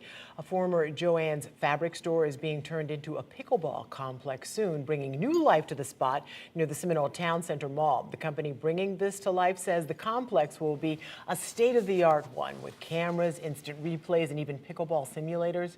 Neighbors telling your Sanford community correspondent Catherine Silver that they are excited to enjoy a popular hobby. Have you played before? I've only played once, and I'm still learning the basics, so I'm looking forward to any opportunities that are going to be nearby where I can play. I just think it's just a sport that everybody can enjoy. Yeah, the owner of this franchise location tells News 6 there will be 11 courts, and the plans are for the complex to open sometime in August. Well, it might not seem like it the past few days. In Lake County, farmers have been navigating a historic drought, and so has much of the state. So I went to Groveland to speak with Bruce Waters, one of the farmers impacted by this. Florida has seen the worst drought in a quarter century and the 21st driest since the 1800s, this causing Waters' farm to become dangerous terrain for the goats and sheep he has.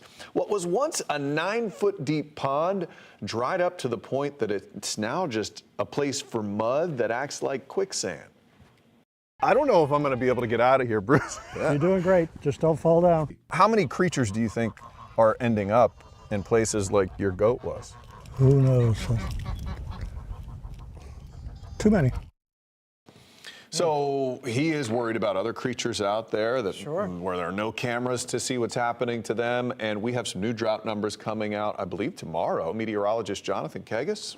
You got it. Yeah, tomorrow morning, 8 o'clock in the morning, we'll get the fresh update to see what part of this rain did. So the drought monitor really takes into account the rain that we got through Tuesday morning. So what we have today and what we're going to get tomorrow, not going to be included on that until the next one coming out. I suspect that we are going to have some improvement along the I-95 corridor. Again, if not by tomorrow, then by next Thursday's drought monitor. Certainly, I don't think much, if any, toward I-75, where, again, our rain numbers, as expected, have not been anywhere close to what we've seen on the coast. Some places picking out 3, 4, 5 inches or more of rain along I-95. That's exactly where we have the heaviest stuff sliding through right now. Also watching a couple of downpours in Seminole County, closer towards Altamont Springs and Longwood. We're taking a little bit of a break into Apopka. Right now, we're watching a few more downpours sliding through back towards the western side of Orange County. A few scattered downpours in the mix toward Lake County as well. Clouds and rain forecast, they're 7 to 8 o'clock as we're watching those scattered downpours slide through. That's 10, 11. A few more streaming through along the I-95 corridor by the time you wake up for work tomorrow.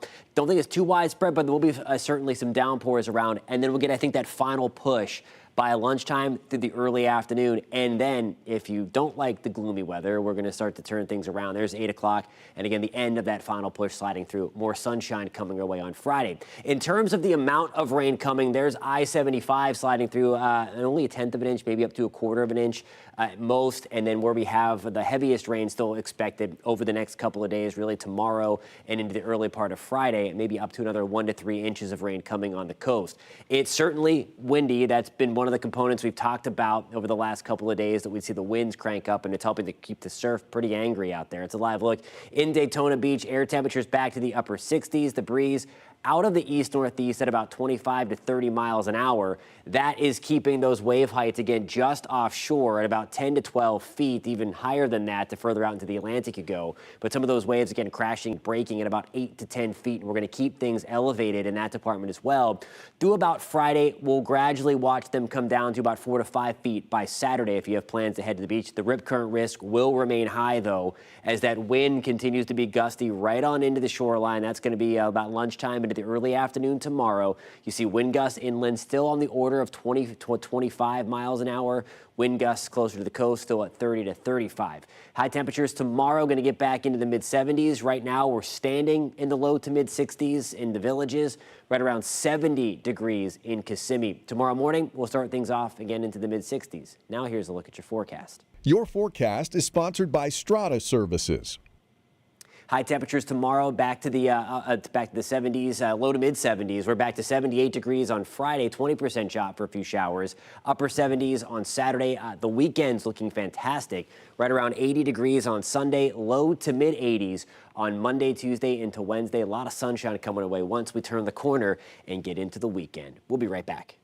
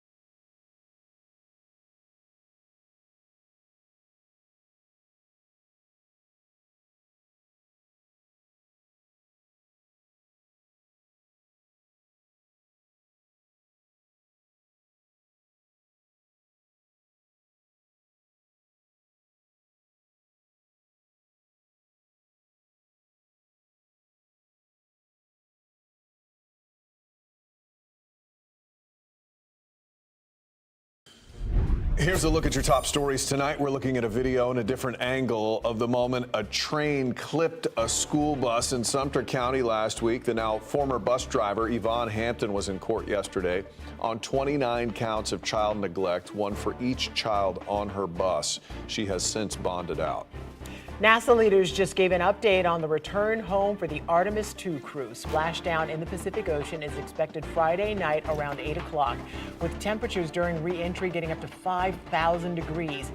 It will be a big test for Orion's heat shield. We told you before, this was damaged back in 2022. Leaders say getting the crew home safely is their biggest priority. The Orlando Magic getting ready to host the Minnesota Timberwolves at the top of the hour. Let's take you live to the Kia Center tonight. This is the last home game for the Magic in the regular season, but more work is ahead as the team works to make headway into the playoff picture. Right now, the Magic are the 8th seed in the East. They are set for the play-in to get into the tournament. We'll have highlights coming up on News 6 at 11. All right, as we head outside right now, we still see some rain in many areas. Many areas. It's relatively light, especially for the west of Orlando you go. It's certainly heavier on the coast. Rain chances tomorrow at 60%. We're back to 72 for a high temperature. Friday looking much better. Just a few showers sliding through early along the coast, and then we start to see sunshine and clear skies break free. That sets up for a fantastic weekend. And then once we break out of this, we are going to get ourselves back into a pretty dry and pretty warm pattern. So enjoy the rain while we have it again, because we'll start to probably see the drought go back the other way after maybe some subtle improvements along the coast over the last couple of days. That weekend looks fantastic. Unreal. Yeah, 2 days without sun, we're done. It's rough living here. It's true, yeah. All right, more news coming up at 9 on clickorlando.com and the News 6 Plus streaming app. Until then, have a great night, everybody. Bye.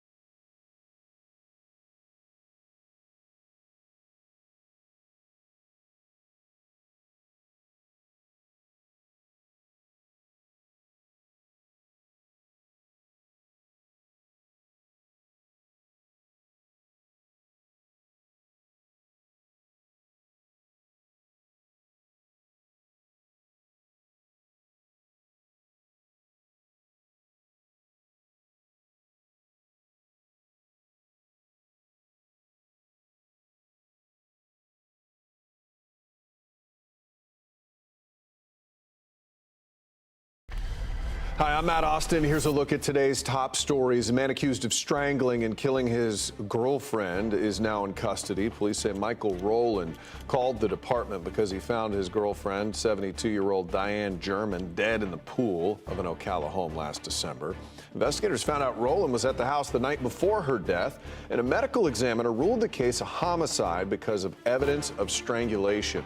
Jacksonville Sheriff's deputies arrested Rowland on Monday, brought him back to Marion County. He faces charges of second-degree murder and tampering with evidence. He's being held on no bond. 6 months after a deadly crash in Brevard County, a driver is now facing serious charges. 26-year-old Cedric Walraven faced a judge for the first time today, 1 day after FHP arrested him. He's accused of fleeing a hit-and-run crash back in October, then running a red light in a separate crash that troopers say killed a 67-year-old woman. A judge ruled Walraven will be staying in jail on no bond. He's facing